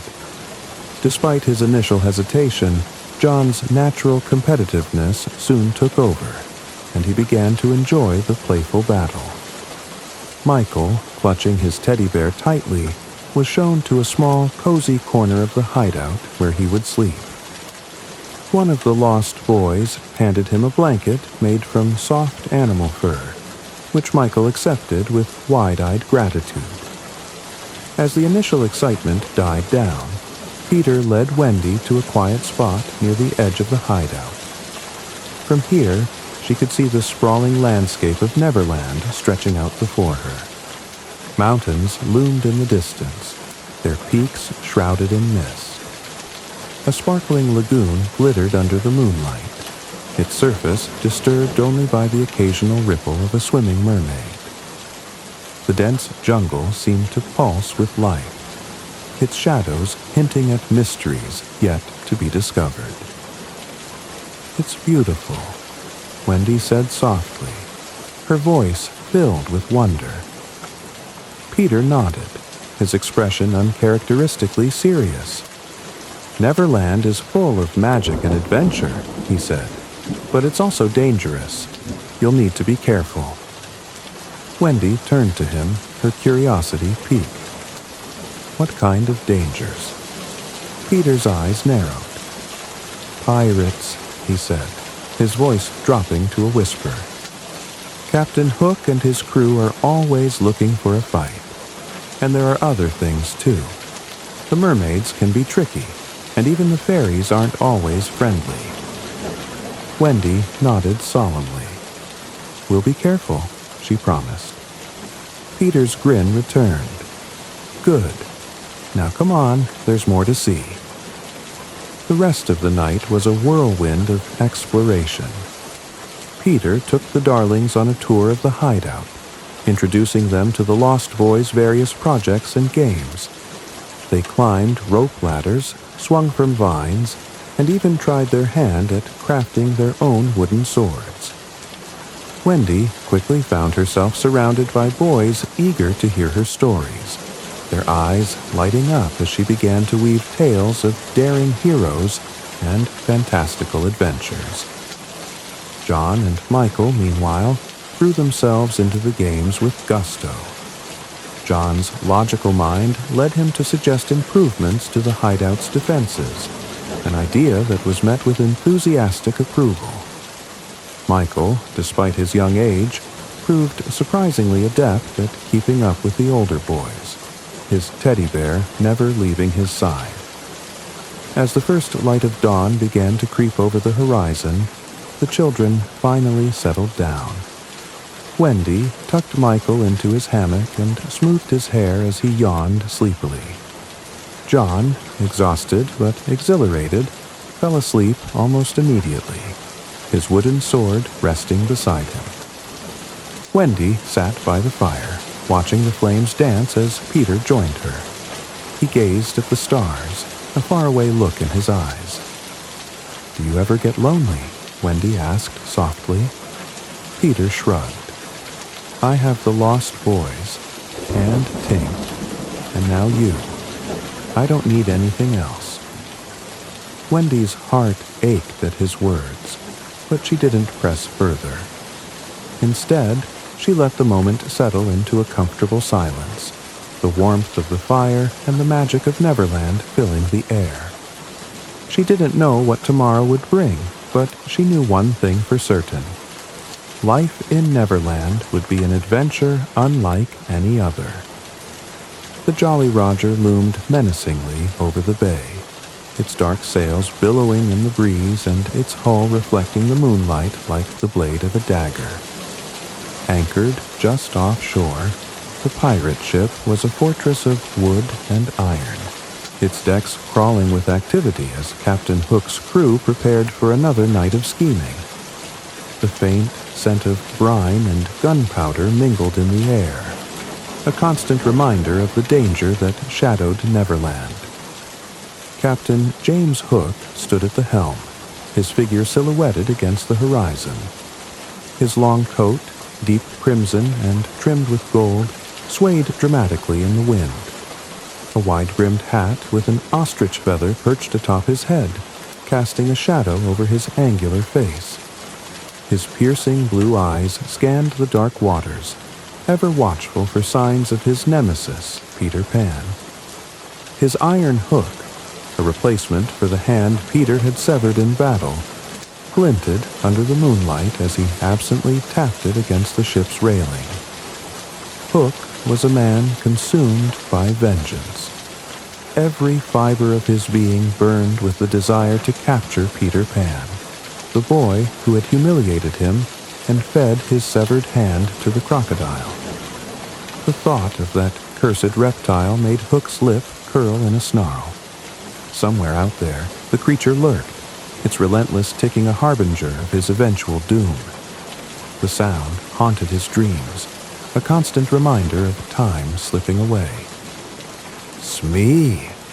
Hook's voice boomed, cutting through the cacophony of the crew's chatter and the creak of the ship's timbers. Mr. Smee, Hook's loyal and bumbling boatswain, hurried to his side, nearly tripping over a coil of rope in his haste. "Aye, Cap'n," he said, his round face beaming with a mixture of eagerness and nervousness. "What news of the lost boys?" Hook demanded, his voice low and dangerous. Smee fidgeted, wringing his hands. "Well, nothing concrete, sir, but we've got word they're still hiding out in the jungle. That Pan boy's been keeping them safe, as usual." Hook's expression darkened. "Blast that infernal boy," he muttered. "And what of the newcomers? The children he brought with him?" "Oh, aye," Smee said, his face lighting up. "The darling children, they're called. A fine addition to his little band, I hear. They've been settling in nicely." Hook's eyes narrowed. "The darling children," he repeated, his mind already calculating. "Perhaps they are the key. If we can capture them, Peter Pan will come to us." Smee nodded enthusiastically.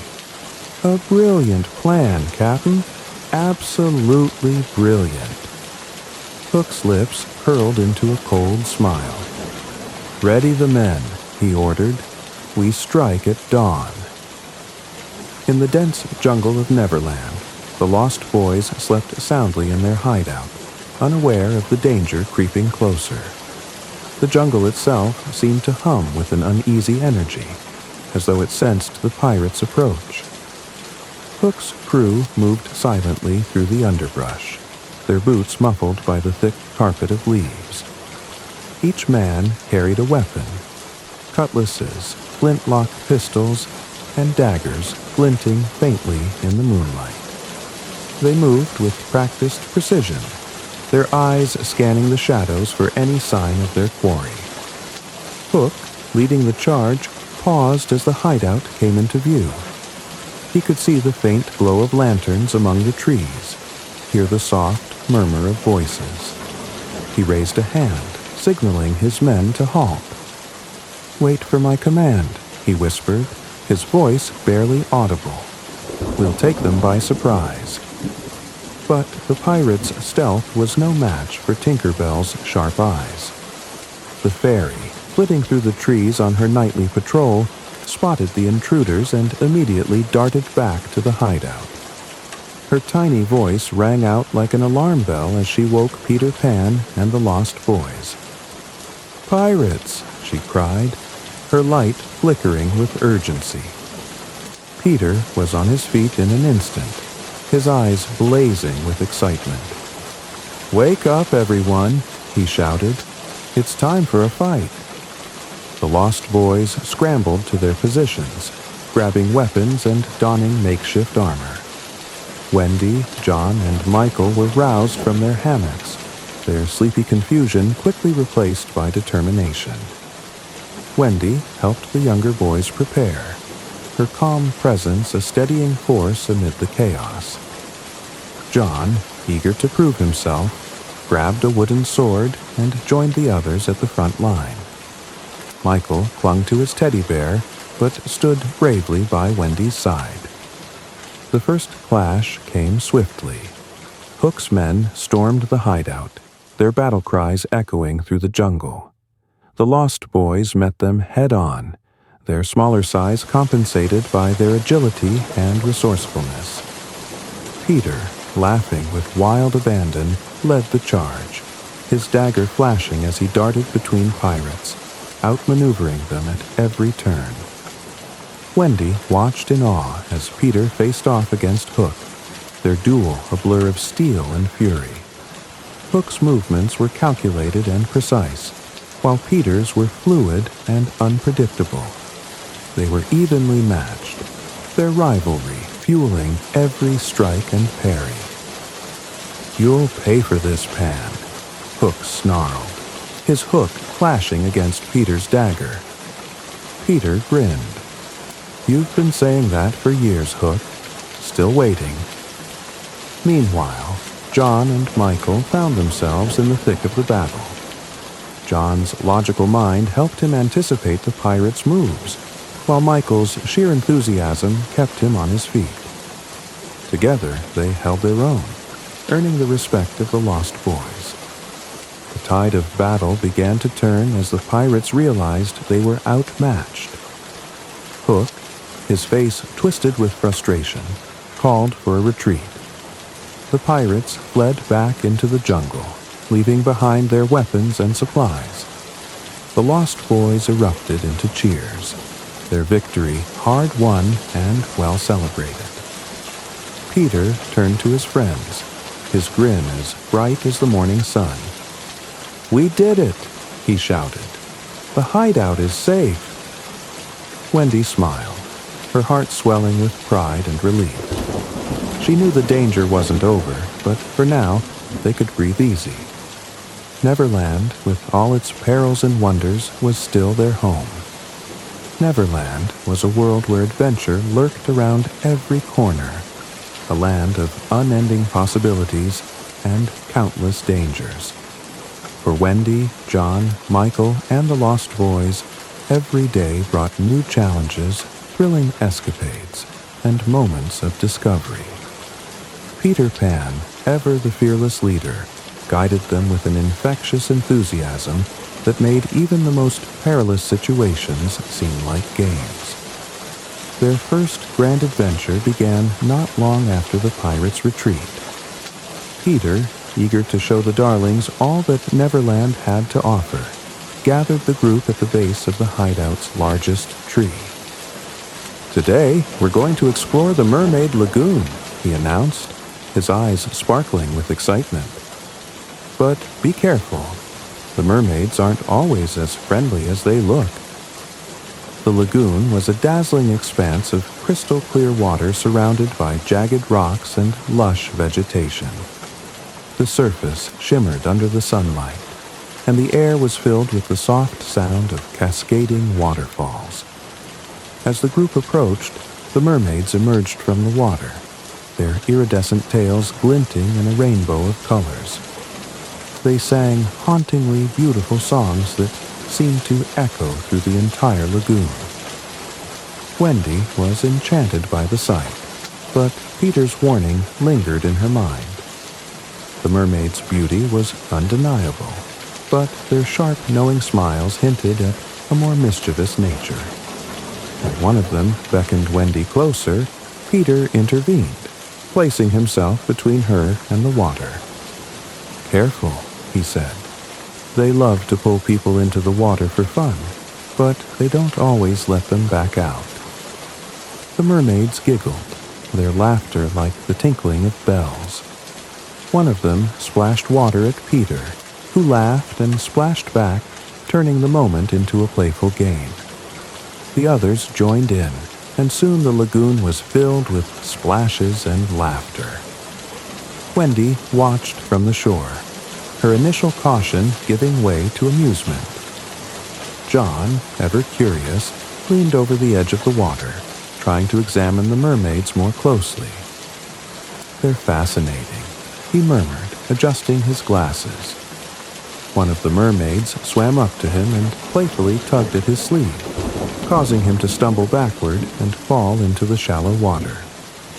The group erupted in laughter, and even John couldn't help but chuckle as he climbed back onto the rocks, dripping wet. Michael, meanwhile, found a small, sparkling shell on the shore. He held it up to show the others, his face alight with wonder. "Look what I found," he exclaimed. A mermaid swam over, eyeing the shell with interest. She reached out to take it, but Michael quickly pulled it back. "It's mine," he said firmly, clutching the shell to his chest. Peter grinned. "You're learning fast, Michael. Never give up treasure without a fight." As the sun began to set, casting a golden glow over the lagoon, the group decided to head back to the hideout. The mermaids waved them off, their songs fading into the distance as the children disappeared into the jungle.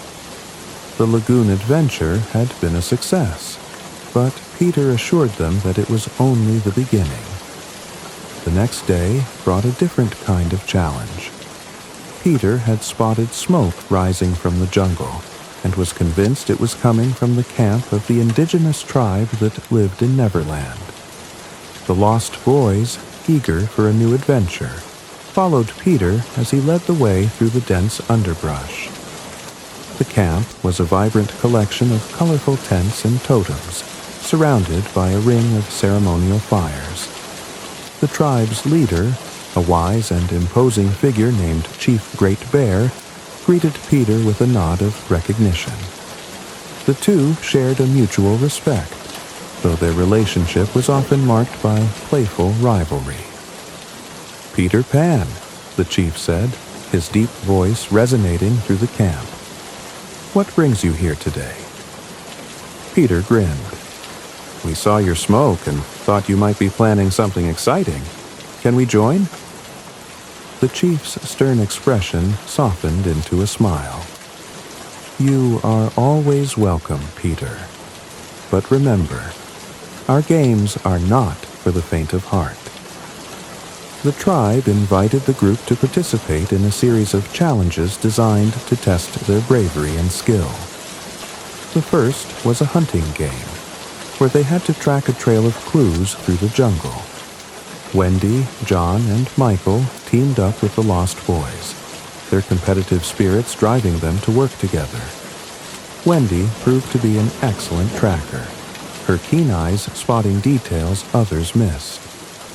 John used his logical mind to decipher the clues, and Michael's boundless energy kept the group moving forward.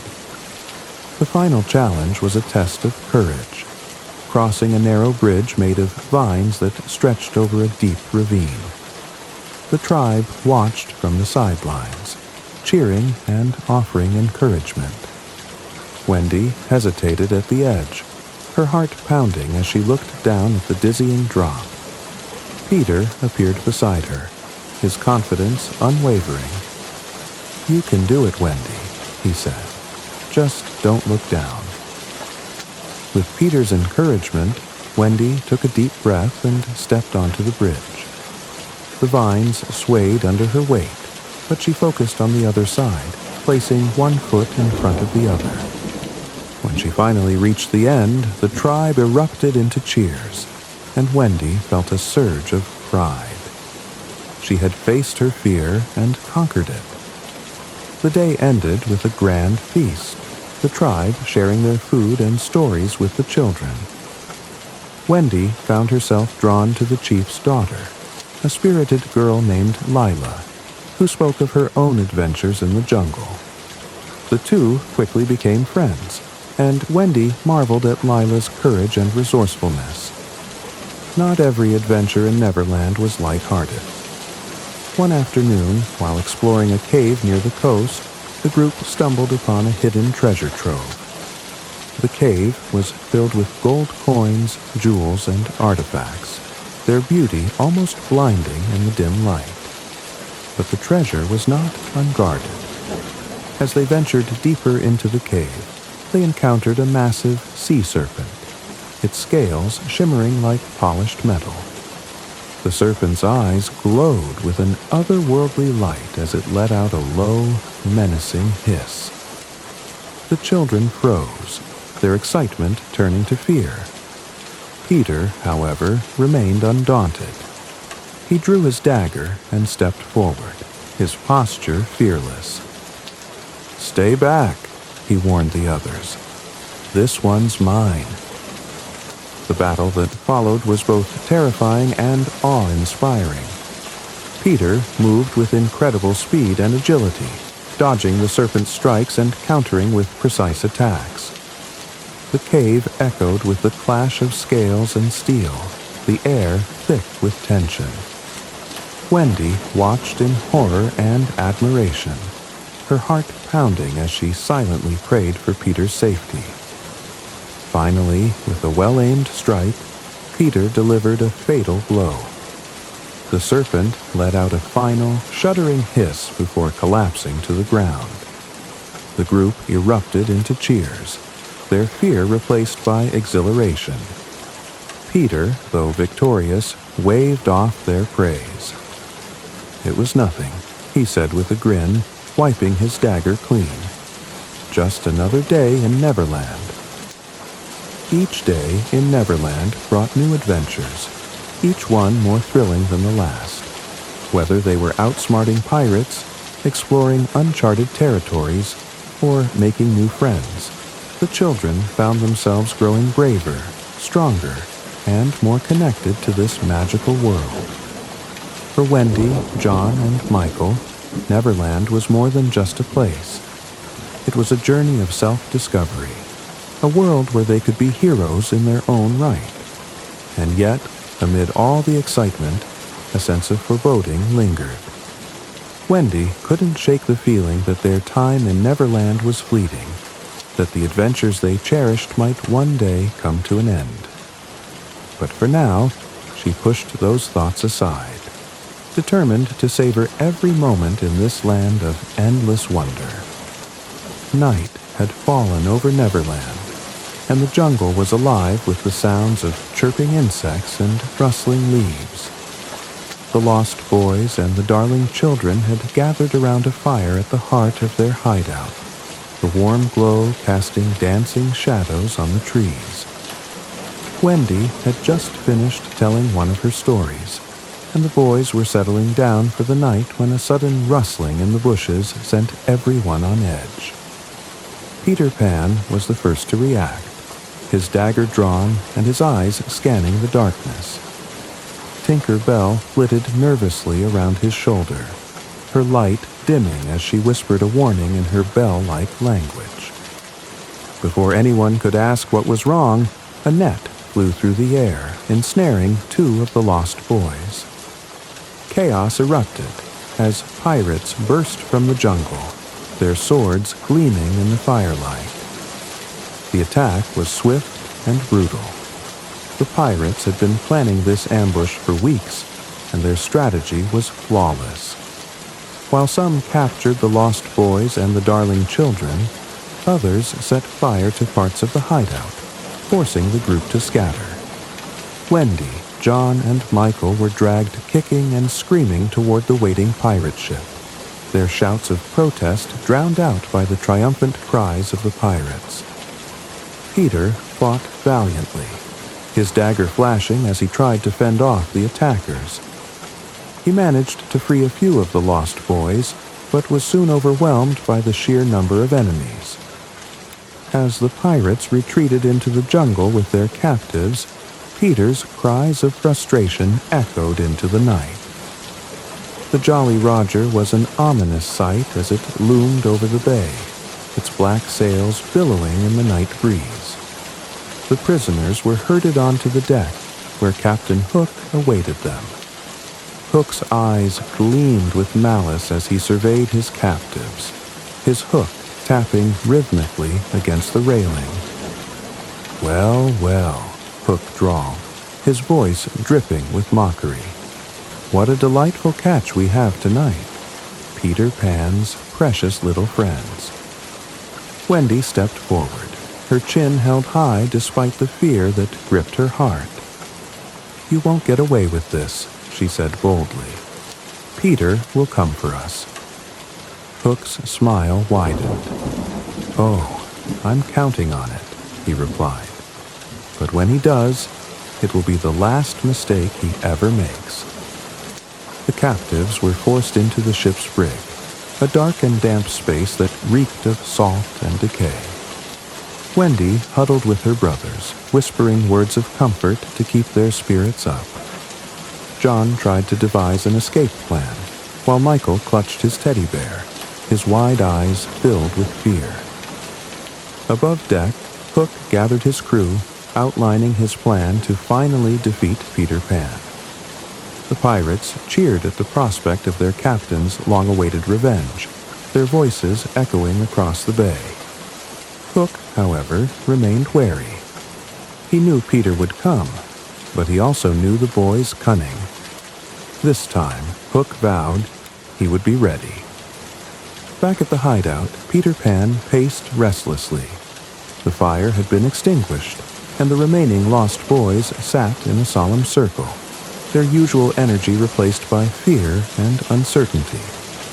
Tinker Bell hovered nearby, her light flickering as she tried to calm Peter. "We have to rescue them," Peter said, his voice low but determined. "I won't let Hook win." "But how?" Slightly asked, his voice trembling. "The Jolly Roger is guarded, and Hook is waiting for you." Peter's eyes blazed. "Then we'll give him what he wants, but we'll do it on our terms." With Tinker Bell's help, Peter devised a daring plan. The Lost Boys would create a diversion, drawing the pirates away from the ship while Peter and Tinker Bell infiltrated the brig to free the captives. It was risky, but Peter's confidence was infectious, and the Lost Boys rallied behind their leader. The plan unfolded under the cover of darkness. The Lost Boys set small fires in the jungle and used slingshots to launch rocks at the pirates, creating chaos and confusion. Hook, enraged by the disturbance, ordered most of his crew to investigate, leaving the Jolly Roger lightly guarded. Peter and Tinker Bell slipped aboard the ship unnoticed, their movements silent and precise. Tinker Bell's light guided them through the labyrinthine corridors until they reached the brig. Peter picked the lock with a hairpin he had swiped from Wendy earlier, grinning as the door swung open. "Peter," Wendy whispered, her voice filled with relief. She and the others rushed forward, their faces alight with hope. "Quiet," Peter cautioned. "We're not out of this yet." As they made their way back to the deck, the group encountered a small group of pirates who had remained behind. A fierce battle ensued, with Peter leading the charge. Wendy, armed with a stolen dagger, fought bravely alongside her brothers and the Lost Boys. Even Michael, clutching his teddy bear in one hand, managed to trip a pirate with a well-placed kick. The commotion drew Hook back to the ship, his fury reaching new heights as he realized his prisoners were escaping. He confronted Peter on the deck, their rivalry reigniting in a flurry of clashing steel. Hook fought with ruthless precision, but Peter's agility and quick thinking gave him the upper hand. "Give up, Hook," Peter taunted, dodging a swipe of the captain's hook. "You'll never win." Hook's response was a growl of frustration as he lunged at Peter, his movements becoming increasingly erratic. The battle raged across the deck, with the other children and lost boys cheering Peter on. Finally, Peter disarmed Hook, sending his sword clattering to the ground. "This isn't over, Pan," Hook snarled, retreating toward the edge of the ship. Before Peter could respond, the ominous ticking of the crocodile reached their ears. Hook's face paled as the creature emerged from the water, its jaws snapping eagerly. With a cry of terror, Hook leapt overboard, disappearing into the sea. The crocodile followed, its ticking fading into the distance. The pirates, leaderless and demoralized, surrendered, allowing the children to take control of the ship. As dawn broke over Neverland, the Jolly Roger sailed into a quiet cove, now under the control of Peter and his friends. The rescued children and lost boys celebrated their victory, their laughter echoing across the water. Wendy, John, and Michael sat together on the deck, their faces alight with joy and relief. "We did it," Wendy said, her voice filled with pride. "We really did it." Peter grinned, his usual swagger returning. "Of course we did. No one beats Peter Pan." As the sun rose higher, painting the sky in shades of pink and gold, the group set their sights on the horizon. There would be more adventures to come, more battles to fight, and more memories to make. For now, though, they savored their hard-won freedom, their bond stronger than ever in the magical land of Neverland. The days following their daring rescue passed in a blur of celebration and camaraderie. Yet, as the thrill of victory began to fade, the darling children found themselves thinking more often of home. Neverland had given them adventures beyond their wildest dreams, but the memory of their parents and the quiet comfort of their nursery began to pull at their hearts. One evening, as the stars shimmered brightly over the island, Wendy approached Peter Pan. He was perched on a branch of the tallest tree in the hideout, gazing out at the horizon. Tinker Bell hovered nearby, her glow soft and steady. Wendy hesitated for a moment before climbing up to join him. "Peter," she began gently, "we need to talk." Peter turned to her, his expression curious. "What is it, Wendy?" She took a deep breath. "It's time for us to go home. John, Michael, and I, we belong in London with our family." Peter's face fell, the light in his eyes dimming. "You want to leave?" he asked, his voice tinged with disbelief. "It's not that we don't love it here," Wendy explained quickly. "Neverland is wonderful, and we'll never forget the adventures we've had. But our parents must be so worried about us. And we can't stay children forever." Peter frowned, his gaze drifting back to the horizon. "I can't grow up," he said quietly. "That's why I stay here. Growing up means losing everything that makes life fun." Wendy placed a hand on his shoulder. "Growing up doesn't mean losing everything, Peter.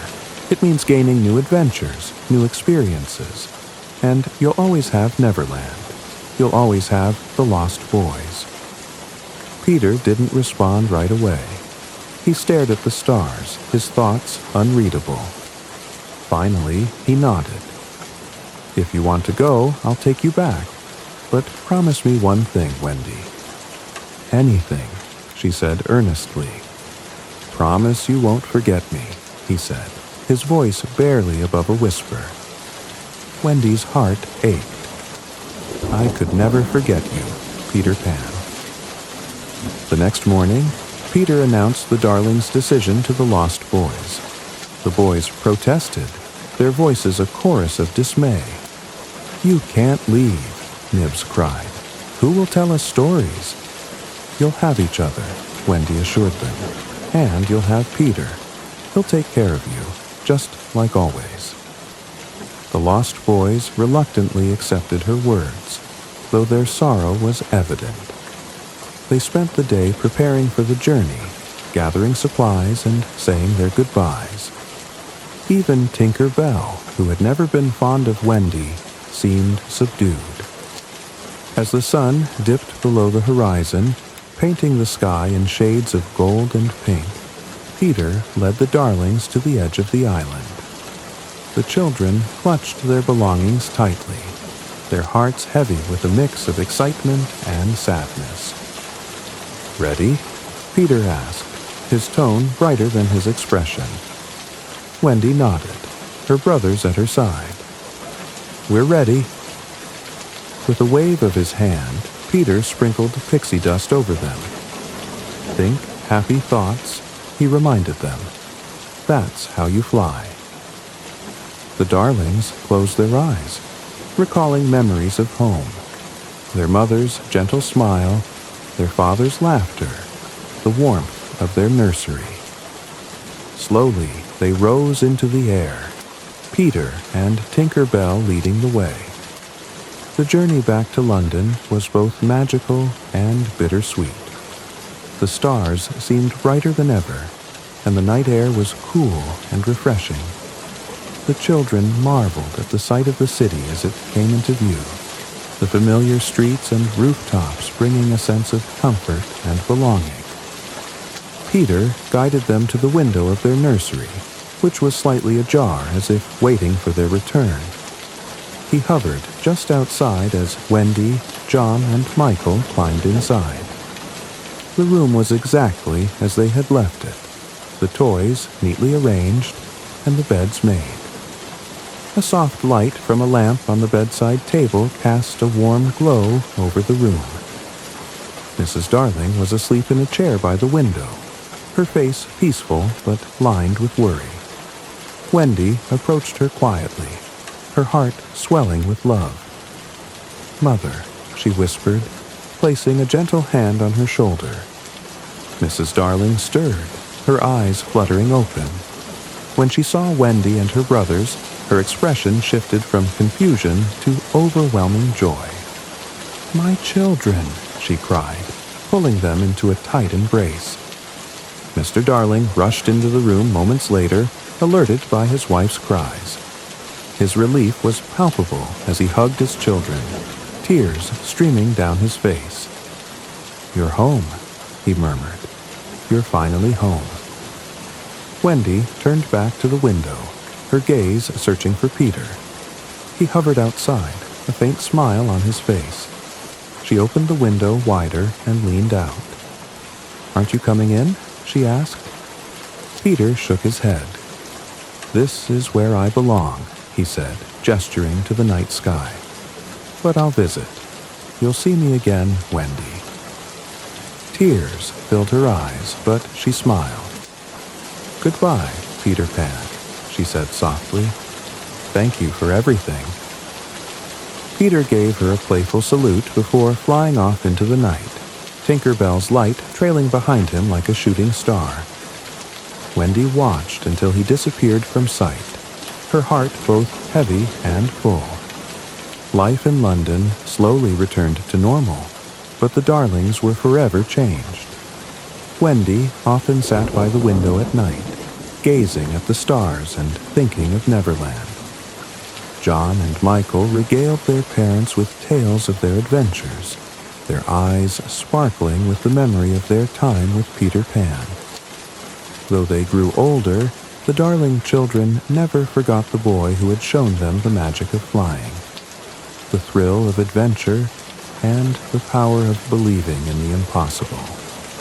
And sometimes, on quiet nights, they swore they could hear the faint sound of laughter and the tinkling of bells, as if Peter and Tinker Bell were still watching over them from afar.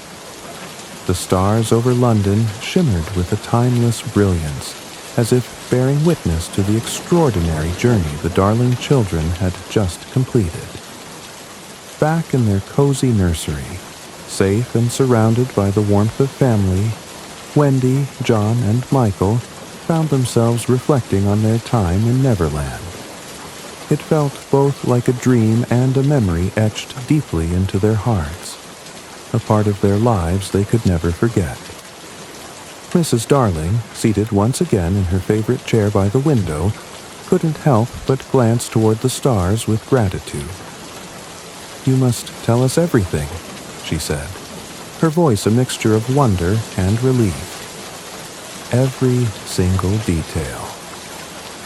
Wendy smiled, her eyes twinkling with the same light as the stars above. "We'll tell you," she promised, "but it might take a while. There's so much to share." John and Michael chimed in eagerly, recounting their favorite adventures. John described the daring sword fights with pirates, his logical mind marveling at the strategies he had employed. Michael, with his teddy bear tucked under his arm, recounted the mermaids, the lost boys, and the magical pixie dust that had let them soar through the skies. Their parents listened intently, hanging on every word, their expressions shifting between amazement and amusement. As the children's stories unfolded, Wendy found herself gazing out the window. Her thoughts drifted back to Peter Pan, the boy who refused to grow up, and the magical world he had shown them. She wondered if Peter was watching them now, perhaps from a cloud or a tree in Neverland, a wistful smile on his face. Time, as it often does, began to move forward. The seasons changed, and the Darling children grew older. John excelled in his studies, his adventurous spirit tempered by a burgeoning sense of responsibility. Michael, still young, held on to his childlike wonder a little longer, often reenacting battles with imaginary pirates in the garden. Wendy, however, found herself torn between the world of childhood and the inevitable pull of growing up. Her nights by the window became less frequent, though she always left it slightly ajar, just in case. One evening, as she sat at her desk writing, a faint sound caught her attention. It was the soft tinkling of bells, barely audible but unmistakable. Wendy's heart leapt as she rushed to the window, her eyes scanning the sky. For a moment, she thought she saw a flicker of light darting among the stars, but it was gone as quickly as it had appeared. She smiled, her heart swelling with a bittersweet joy. Peter hadn't forgotten them, just as she had promised never to forget him. Even if he never returned, Wendy knew he was out there, living his endless adventures in the land where time stood still. Years later, Wendy's life had changed in ways she could never have imagined during her time in Neverland. She had grown into a young woman, her days filled with new responsibilities and joys. But even as she embraced the life ahead of her, she held on to the magic of her childhood. She often told her own children's stories of Peter Pan, of the boy who could fly, the fierce Captain Hook, and the enchanting world of Neverland. Her children listened with wide eyes, much like John and Michael had once listened to her. "Is Peter Pan real?" her youngest daughter asked one night, her voice filled with wonder. Wendy's smile was tinged with nostalgia. "As real as the stars in the sky," she said softly. "And if you ever hear laughter on the wind, or see a flash of light that disappears too quickly, you'll know he's near." Far away in Neverland, time remained as still as ever. The lost boys continued their mischief. Mermaids sang their haunting songs in the lagoon, and the crocodiles' ticking echoed faintly through the jungle. Peter Pan, unchanged and unchanging, soared through the skies with Tinker Bell at his side. He laughed as he flew, the weight of the world never touching his heart. But every now and then, he would pause on a cloud or perch in a tree, gazing at the second star to the right and remembering the girl who had told such wonderful stories. "Do you think she'll ever come back?" Tinker Bell asked one evening. her light dimming slightly as she rested on Peter's shoulder. Peter grinned, though there was a wistfulness in his eyes. Maybe, or maybe I'll visit her. Who knows?